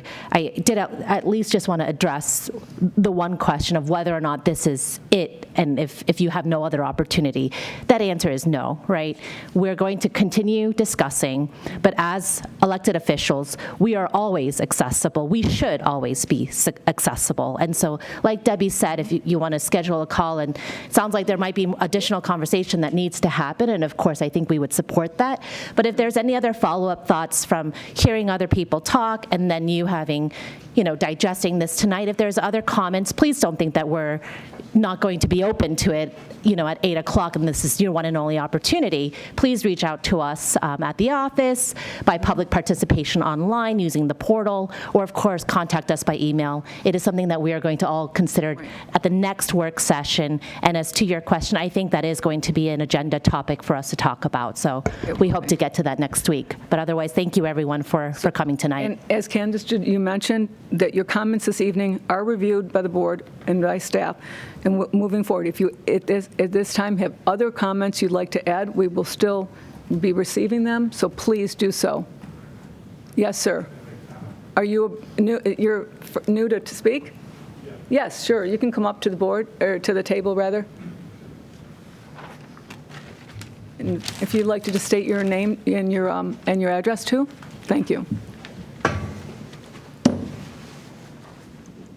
My name is Mark Agor, 994 State Road. Mark, what was your last name? I'm sorry. Agor, A-G-O-R. Thank you. Yep. I've spent my whole life in Penfield. I love this town. I personally think that the town is very pro-business. I think you guys do a great job. Well, I'm a business owner in town. We got a place on Panorama Trail. And anytime we've ever wanted anything done, as long as it's within the guidelines, you've backed us 100%. And I couldn't be more proud to be a business owner in this town. As a taxpayer, and I'm sure, and by the way, I came in totally late, and I plan on being here from the very beginning. That's fine. So I don't know exactly what was stated. and I don't want to be repetitive, but I do think what has happened is a total failure, because I do know that there was people that wanted to rent and lease the barn that could have been revenue generating for the town. To see that barn go down, I think is horrible. And you know, I'm more than willing to help out in anything that needs to get done. And please don't take my comment as anything derogatory, because I honestly think you guys do an awesome job. It's fine. I mean, a lot of people say a lot of bad things about town, and I don't think that at all. I think this right here is to watch these buildings deteriorate to nothing. I mean, I remember middle school going into the ponds and getting golf balls and putting them in egg crates and selling them to the golfers, you know, and getting kicked off the course because we weren't supposed to be doing that because we're taking money from the pro shop, you know. So, but and walking in here seeing that stuff there, I think that's great, and I think I just wanted to state my thing, but I do think you guys do a great job, and I hope we can move forward the right way. So, Thank you. And do you guys have stuff in writing about what's? Actually, I mentioned before, you can see anything at penfield.org as far as Shadow Pines, /Shadow Pines, the Clark House, the Clark House, and the Clark Road Barn, /the Clark Road Barn. You go to www.penfield.org to see any of those on our website. And you can, all these plans are on the website as well, everything. Okay. So you can, the history of it, so we appreciate you doing a little. Oh, and thank you for everything you guys do. Thank you. Thank you, Mark. Thank you. And I think that's it. Everybody, we've pretty much, again, any comments, you can still send them to us. We do thank you for that. And at this time, then I'll close this, if I don't see anybody new, I'll close this input meeting and comment. Take a second before. Sure, if you'd like to, we'll take about 2 minutes, and if people want to leave, fine. Otherwise, we have the rest of our agenda here for tonight. Just so there wasn't noise, you know. Yeah.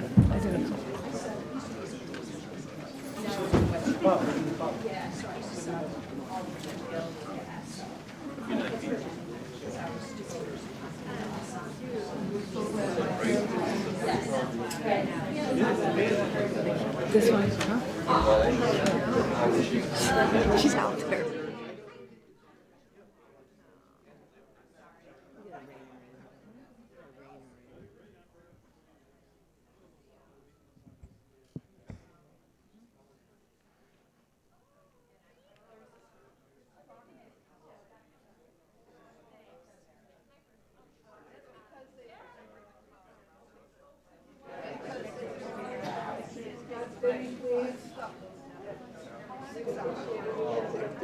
Get started with our meeting. See.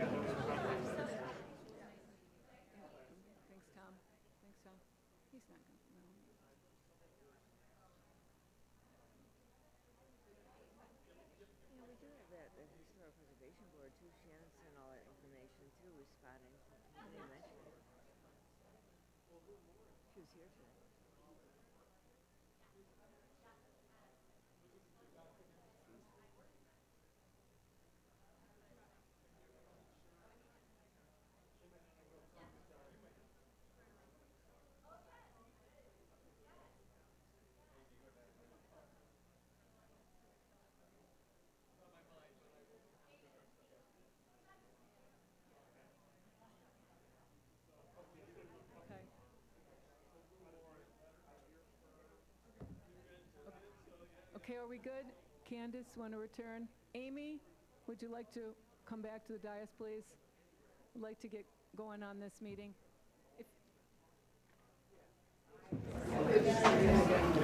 Folks, if you're not staying for the meeting, could you please take it outside? Thank you.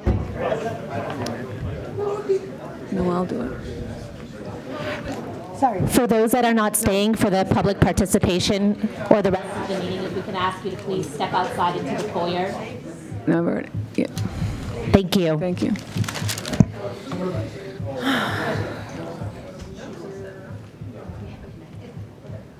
Okay.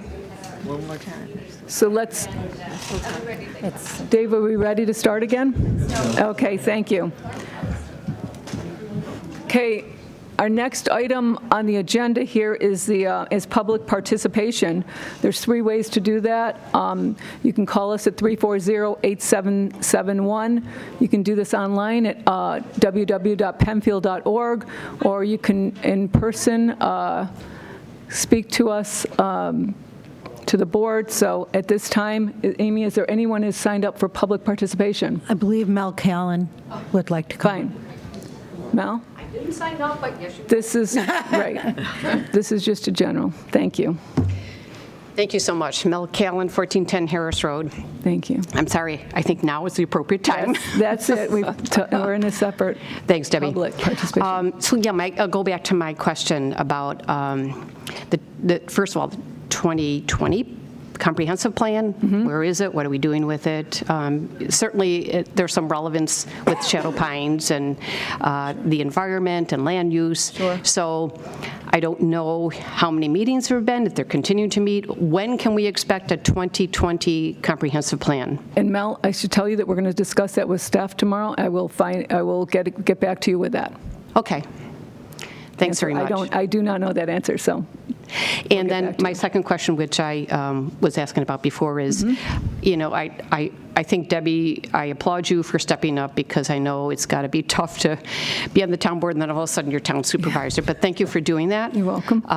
We miss Marie. I know she was she was approachable, and she I think was doing a lot of good things for our town, and we appreciated her for. But again, I understand that she has some family issues, and we support that.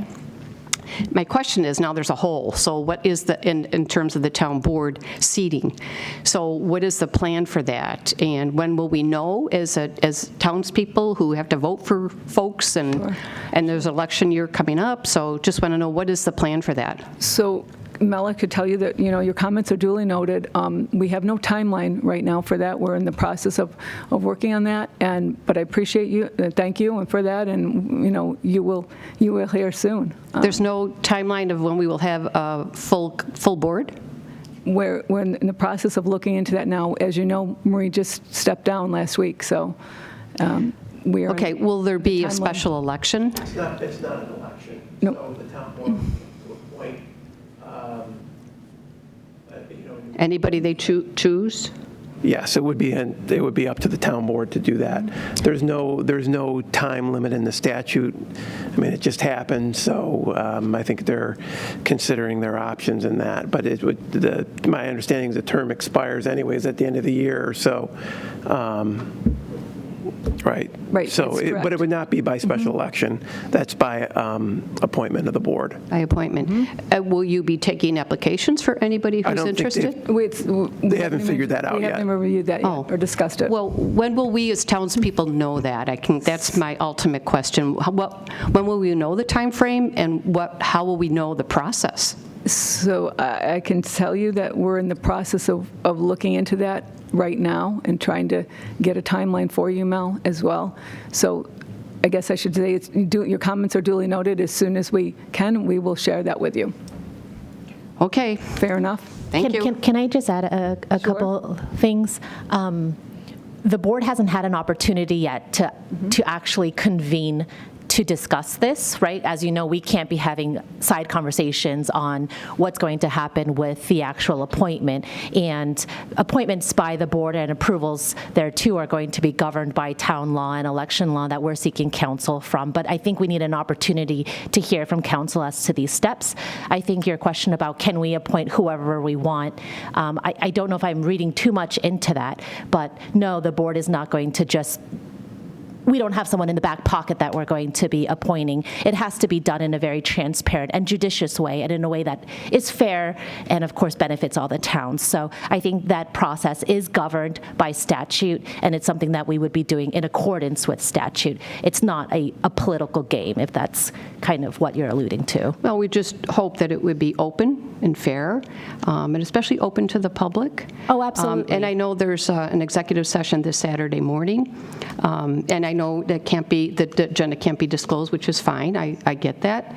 But just, there's a lot of question mark is, sure. who's going to be appointed, when's it going to be appointed, so I I'm have sure the I'm same not the only one that's asking. Yeah, no, I don't think you're the only one thinking it and wondering, all of Penfield is, and we are ourselves. We just need the opportunity to be able to talk about this in an actual controlled setting. Thank you. Okay, thank you. Yep. Tim, I saw your hand first, and then, sure. Sure.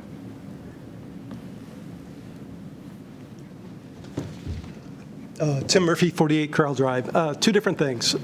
Just dovetailing on what Mel just talking about, is there town bylaws or statutes that we could read around the situation where there's a vacancy on the board? It's a combination of the public officers law and the town law. So it's in the written? Is it written? Absolutely. Is it something you could share? Not off the top of my head. No, but it's probably in the vicinity of like section 30 of the public officers law, section maybe 64 of the town law. I mean, it's not town code, it's state statute. So again, is it something we could find and put in the public domain so that the citizens could read it and kind of know what the oversight or governance is on the approach or process? That's a yes or no question. It's possible. Why wouldn't we want to be transparent and say this is the statutes that we're following? Well, I don't know them off the top of my head, but I would. Again, I wasn't asking you to chapter and verse. I just wanted to know that somebody would go look at it and put in the public domain. So again, the rest of us could benefit from knowing, again, what the approach was being guided by. I mean, that's really. We can share the town law. Is that fair enough? Is that what? I could provide that. It sounds like there's two different things, right? Well, there's state and local. It's actually only state. State. Okay. I'm sorry. I said state statute. So it's under the town law and under the public officers law. There is a process that has to be followed for people when they resign. There's a process that has to be followed when there's a vacancy, and it depends if it's an appointed position or if it's an unelected position. So generally speaking, what happens is in the case of a town board, in the case of a supervisor, the town board can appoint the successor. And by vote? Absolutely, that's how they would do it. And I imagine by resolution, technically. By resolution? Yeah. So again, I guess what I'm asking is, can you put in the public domain whatever state guidance or ordinance you need to follow in order to make that happen? And then again, I mean, it's just so many questions. What happens if two people vote for and two people vote against? And well, then again, I'm not asking you to answer. It requires 3 votes because it's anytime the town board takes action, it requires a majority of the board is wholly constituted. So in this case, it would be three votes to pass anything, and so 2-2 would be no action. Okay. So again, I guess all I'm asking is when you find that oversight document, whatever. Yeah. It's not a document. I mean, it's a number of statutes that govern this situation. It's a combination of the public officers law and the town law. Again, all I'm asking you can Google. Excuse me? You can Google it. But I'm asking, could we put it on the town's website or put in the supervisor's newsletter or whatever the right vehicle is to share it? Well, yeah, I mean, I can provide that information to the. That's all I'm asking. That's fine. Fair enough. So second question, and I really wanted to ask this with Shadow Pines, but so we've heard that the Penfield School District wants to build a new bus garage. We know the issue on 5 Mile Line Road. Kind of heard through the grapevine that Ben Berry sold some land, on Plank Road. Just wonder, and you hear that there's a need for DPW, and just wondering, would the town consider, a shared footprint? Imagine, big vehicles, the town has them, the school district has them. There's only a little precedent there of the town and the school district working together in the pool locker room, and we've heard that so many times.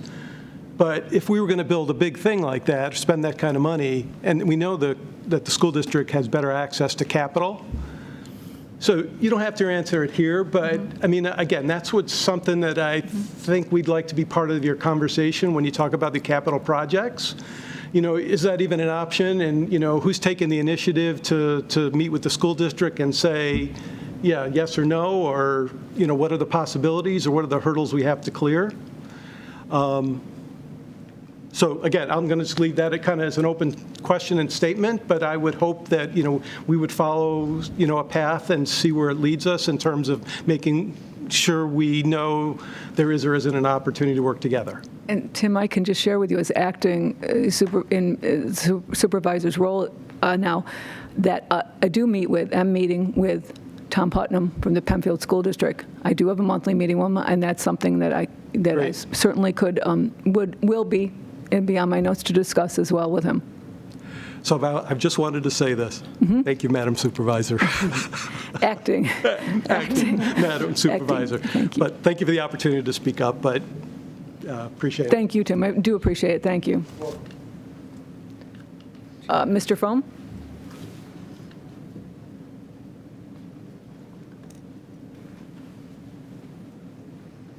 Need to say my name again? We know who you are, I guess. I think we've got it.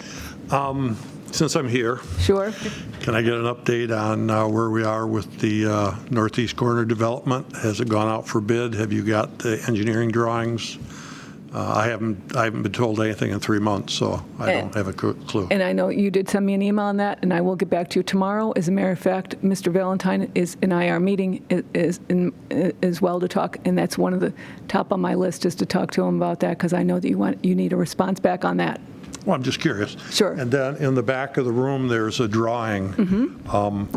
That's not the drawing that you guys approved, is that correct? It is just you're right, the pickleball is not in there. I just wanted to make sure you hadn't gone backwards. I was waiting for you to mention. That was the original. I put that up there. I had them put that up there so we could see, people could get acceptance of the whole building, the whole area. One of my concerns is in regards to the overall that you've heard over and over and over about taking too many trees downwind and stuff like that. But one of my concerns is, and this has happened before, is that when the board receives the BME's, I guess, engineering drawings, and then you discuss, are we going to go out for bid on this, that there's enough time for us, at least the pickleball community and anybody else that's interested in what's going on in that corner, to have some look at it and input. Okay? Sure. And part of the reason is, and I think some people touched on it with the barn and everything, is that when it was 2 years ago this month that I presented to you guys my idea, and it was 2.5 years ago that I brought it up when we did the initial talking about going out for the master plan. And between the supervisor and Jim Costello and a little bit of legal, there were some things that we started out with one idea and then they got changed and I never got an answer why. And one of the things I'm going to ask you to check into is one of my concerns, and not a concern, one that I think will save us money and preserve a little bit more of the naturalness of the layout, is in the deeds. And just for instance, I'm pretty well versed in this. The stuff that they were talking about, the 1984 documents. I spent 2 days at the DEC completely photographing the whole Dolomite file since they took over. And in there is where we discovered, the stuff about the plans about building a walkway from, they were going to have some shops and some condos, and over to Penfield Lake. And that was a direct result, in my opinion, in 1966 when Monroe County, and I know I'm going off topic here a little bit, but just in case you guys want any information, the first master plan that was done was commissioned by Monroe County, and I think it's on page 66. There's a 2/3 of a page that says to amortize the quarry in the middle of town, because it's a nuisance. And then if you look at the timeline after that, all of a sudden there's some problems with the quarry at where Shadow Lake now is. And then from 1978 or so, I mean, it took like 3-4 months, and they decided, Dolomite said, well, we'll put a buffer around the quarry, and they built a golf course in 78. And then in 1984, where the Pines is they built another golf course. So three sides of the quarry were buffered, from the, back then they would dynamite sometimes 2-3 times a day. And the quarry, they dynamite maybe once a week now. It's pretty much mined out. But I don't know where I was going with this, but in terms of the history, there's a lot more to that, just that whole area. And the board sometimes the board doesn't even have knowledge of some of these things, and I think at some point in time it would be good if you guys could delve back in to the timeline of all that. I know Tony a couple times when the Save Shadow Pines started, he mentioned 2 or 3 times in the meetings that the master plans always referred to those 3 properties as recreational space, okay? But they never rezoned it. And he said, we kept kicking the can down the road, and you guys bought the Pines, but the other property, the can has still been kicked down the road. Nothing's been decided one way or another what should be done with it. So just some little things like that. But anyway, when Penfield bought the properties, there's a 200-foot buffer zone on Clark Road in Wayland. And it says, I think, it says pretty closely that pathways or walkways and driveways can be in that 200, and that's when they envisioned, all the housing being built there. And when we started with the pickleball, the supervisor and I said, well, does that driveway mean we could have parking in there? And we actually did a 3D rendering that I shared in one of our conversations with parking going along Wayland Road, not part of the usable acreage there. And Tony told me one day that he thought, and he would check into it, that a driveway and parking were one and the same. And then I had meetings with the new Dolomite CEO or whatever they call him, the president, the Old Castle, the local guy. And he was from Ireland. He wasn't local. He knew nothing about what was going on. And he gave me a little lip service and never answered me. And then both Jim Costello and Tony told me that they weren't so sure if a driveway would include parking. Okay? And to me, that should be very germane to the board. Because if you can have parking in that 200-foot buffer, it makes a whole lot more sense to put parking along there than take some of the usable space. It looks more natural. It makes more sense from any way you can evaluate that. And I was never told one way or another if the previous legal counsel ever ruled on it. I asked, and I never got an answer. So that's one thing I'd like the board to look into is where that 200-foot buffer is. Can you have parking in there? And if you can, I mean, there's only 6 or 7 feet of difference in elevation over 300 yards through there. So it'd be infinitely less expensive to have parking along there than build a parking lot up in the northeast corner. Did you say that language was in the deed? It's in the deed, yeah. Okay. I've got a copy if you'd like. But I mean, who knows what it means? And who knows why would Dolomite just say, because I asked Dolomite, I said, would you just tell the town that we can have parking there? And the guy didn't really want to deal with it. I mean, he didn't know anything about it. He's got bigger problems, a big company. But from a standpoint of what the town's going to do with that property, I think it would save us a fair amount of money.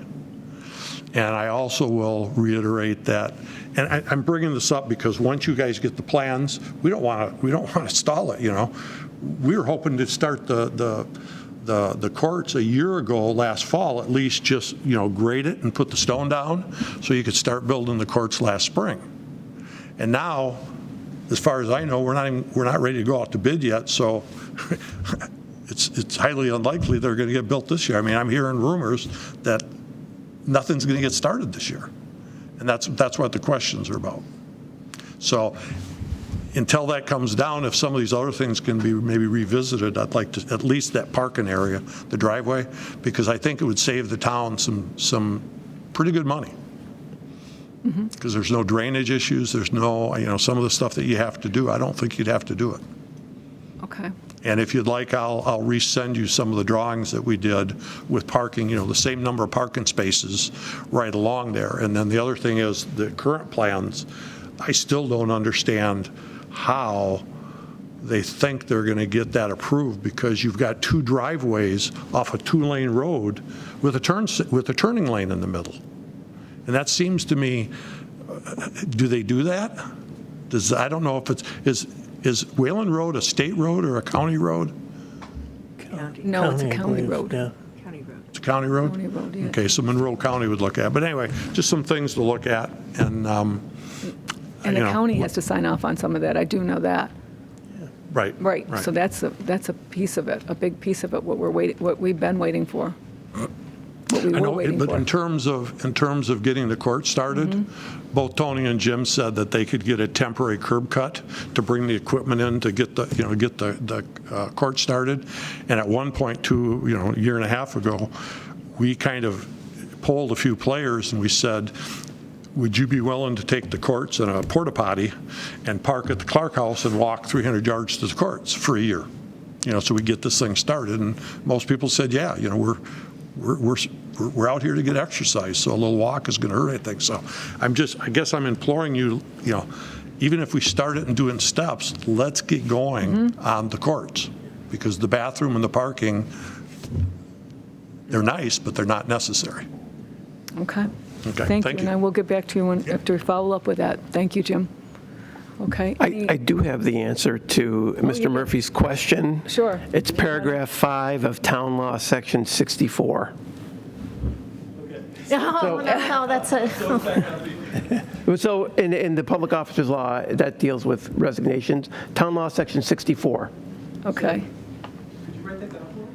I sure. here, I can go ahead and email it to you. Town Law, Section 64. Paragraph 5 deals with Sub 5. filling vacancies. So am I going to be underwhelmed or need a lawyer? It's pretty simple. It says, whenever a vacancy shall occur or exist in any town office, the town board or a majority of the members thereof may appoint a qualified person to fill the vacancy. There you go, right? I think that's all we were really asking, or I was really asking is... Tim, Yeah, you're you're not on the microphone, so they cannot hear It's as simple you. as that.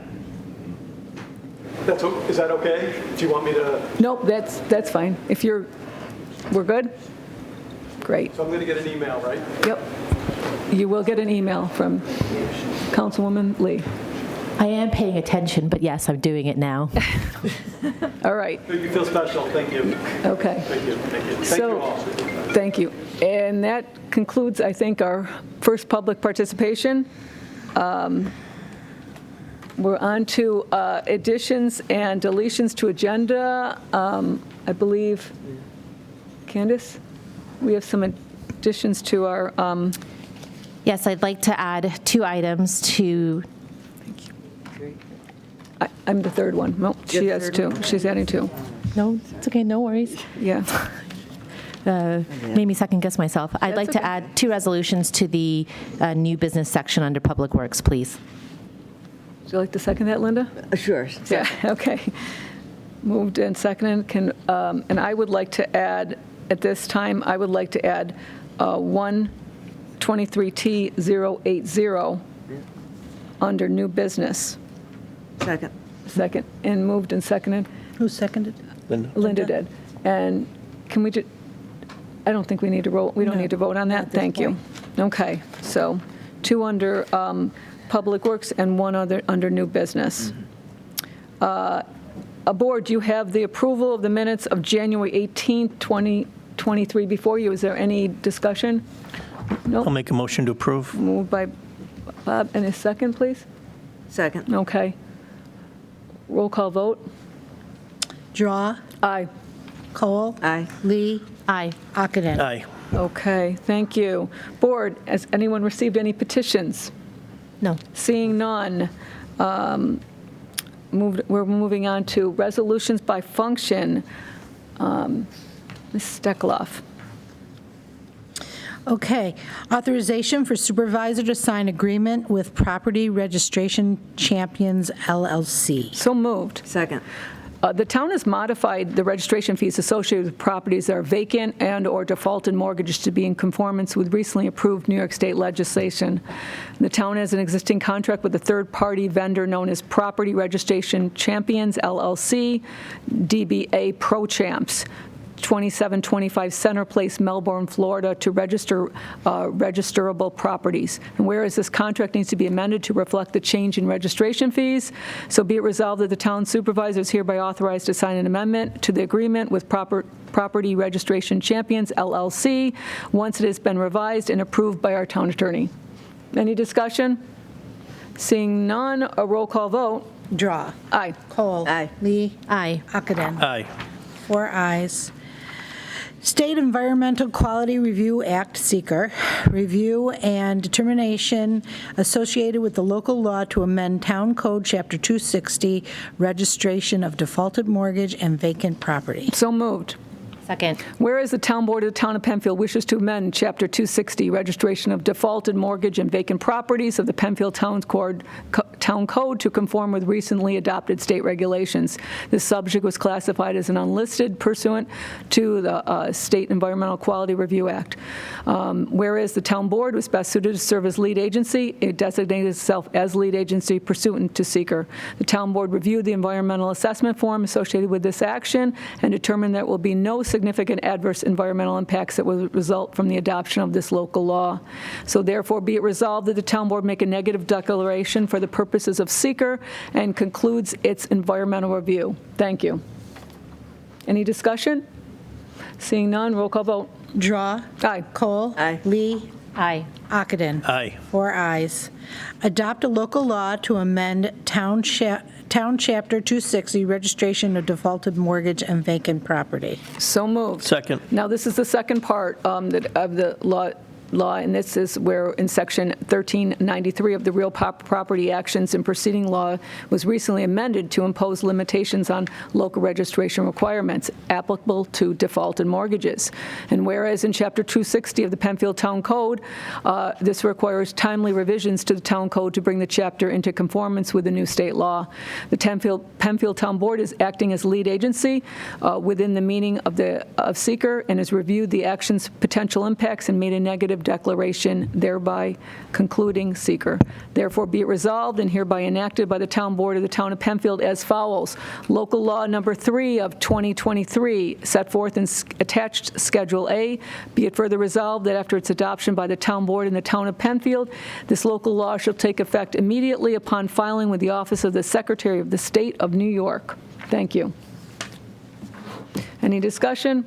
Seeing none, roll call vote, please. Drawe. Aye. Kohl. Aye. Lee. Aye. Ockenden. Aye. 4 ayes. Thank you. Approving revisions to the Town of Penfield 2023 fee schedule for various departments and applications. So moved. Second. So whereas the Town Board is authorized to set and amend fees from time to time, the town staff identified some additional changes required to make the fee schedule more consistent with departmental operations. And the updated town fee schedule was updated to include external fees related to PCTV services available to the public. And the Town Board has reviewed and said recommendations, and it concurs with these recommended fees, which are attached hereto. So now, therefore, be it resolved that this attached fee schedule revisions are made effective immediately. Thank you. Any discussion? Seeing none, roll call vote, please. Drawe. Aye. Kohl. Aye. Lee. Aye. Ockenden. Aye. 4 ayes. Amendment of the 2023 wage and salary. So moved. Second. The Town of Penfield annually receives the services of the Board of Assessment Review, and the payment for the board is not currently included in the 2023 wage and salary schedule. And whereas these funds have been budgeted for the town services in the 2023 adopted budget, so be it resolved that the Town Board hereby amends the wage and salary schedules effective February 15th, 2023 to reflect the hourly rate paid to the Board of Assessment Review to be $25 an hour. And be it further resolved that in recognition of the outstanding performance of the board during the 2022 revaluation, that this pay scale be applied to the prior year as well. Thank you. Any discussion? I don't recall this being retroactive to 2022. I believe we did mention that at the work session. And we could have. I just don't remember. what's the impact for 2022? What's the dollar The amount? dollar amount, and I do not have the rate in front of me. Do you have an idea of what the hours worked are, just generally? Are we thinking this is like thousands? No, it was not. Okay. No, it was Okay. it was a nominal. It's nominal. Okay. yes. All right. I That's can fine. I can check that No, for you that's tomorrow. fine. That's okay. fine. All right. Thank you Yes. very much. Thank you. Any roll call vote, please? Drawe. Aye. Kohl. Aye. Lee. Aye. Ockenden. Aye. 4 ayes. Thank you. Authorization to advertise for sealed proposals for the State Road Bypass Sewer Installation Project. So moved. Second. Whereas the installation of a sewer bypass will create 400 additional sewer units for the town of Penfield, which has been memorialized in an intermunicipal agreement between the towns of Penfield and Webster. Whereas the town of Penfield has been working with the town of Webster for many years to get this project completed. Whereas the town of Penfield has completed the design for the sewer bypass across State Road, which has been approved by all involved agencies and the town of Webster. And whereas the town has been collecting funds from the adjacent developers to pay for this improvement project. And whereas this action is classified as type 2 action pursuant to the State Environmental Quality Review Act, and no further environmental review of this action is required. Now therefore be it resolved that the town engineer be and hereby is authorized to advertise in the manner prescribed by law for sealed proposals for new sewer bypass project. Be it further resolved that installation methods and materials covered by such sealed proposals shall be in accordance with plans and specifications which have been prepared by the Town of Penfield Engineering Department and are to be advertised on March 2nd, 2023. The bids shall be received at the office of the town clerk until 11 a.m. Eastern, Friday, March 24th, at which point they are to be opened and publicly read. Thank you. Any discussion? Seeing none, roll call vote, please. Drawe. Aye. Kohl. Aye. Lee. Aye. Ockenden. Aye. 4 ayes. Old business. Oh, I'm sorry. Old, I'm sorry, dumb that. Old business, there's no, saying no old business under new business. Okay. Authorization to establish a traffic control device on Robert Michaels Run at Plank Road. So move. Second. Whereas pursuant to the New York State Vehicle and Traffic Law, Section 1651 and 1652 Sub A, the Penfield Town Board is given the authority to authorize the establishment of various traffic control devices within the town of Penfield. And whereas the town of Penfield has received a request from the Monroe County Department of Transportation in a letter dated February 1st, 2023, to install a stop sign northbound on Robert Michaels Run at Plank Road. Now therefore be it resolved that the town board hereby authorizes said traffic control device, and be it further resolved that the town clerk be and hereby is directed to sign and return with a copy of this resolution the letter dated February 1st to the Monroe County DOT. Thank you. Any questions? Roll call vote, please. Yep. Drawe. Aye. Kohl. Aye. Lee. Aye. Ockenden. Aye. 4 ayes. Authorization to establish a traffic control device on Robert Michaels Run at Jackson Road. So moved. Second. Whereas pursuant to the New York State Vehicle and Traffic Law, Section 1651 and 52A, the Penfield Town Board is given the authority to authorize the establishment of various traffic control devices within the town of Penfield. As we did with Plank Road, this is again pursuant to a letter by DOT dated February 1st to install a stop sign westbound on Robert Michaels Run at Jackson Road. Same here. Be it further resolved that the town clerk be and hereby is directed to sign and return with a copy of this resolution setting forth that action. Thank you. Any discussion? Seeing none, roll call vote, please. Drawe. Aye. Kohl. Aye. Lee. Aye. Ockenden. Aye. 4 ayes. Setting a public hearing to consider the revised draft local law to amend Town Code Sections 250-5.12 and 250-2.2, known as the mixed-use district and terms defined.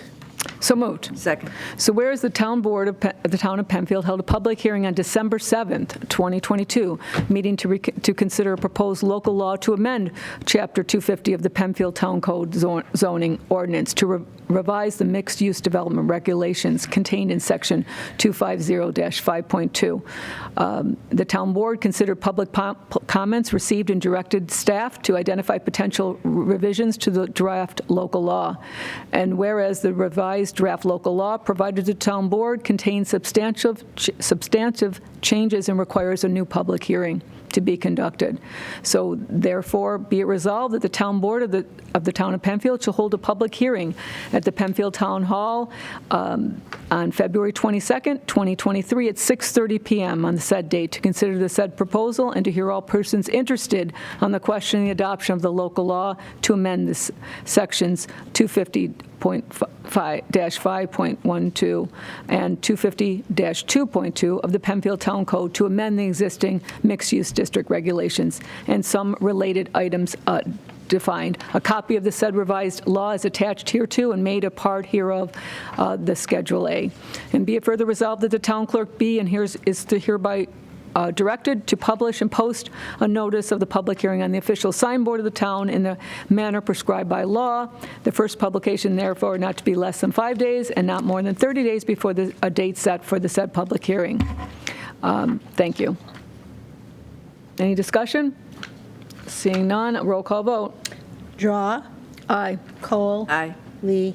Aye. Ockenden. Thank you. 4 ayes. Thank you, and that takes care of new business. Second, chance for public participation. I'm not seeing anybody in the audience. On the phone, I'm not seeing anyone on the phone line unless downstairs has someone.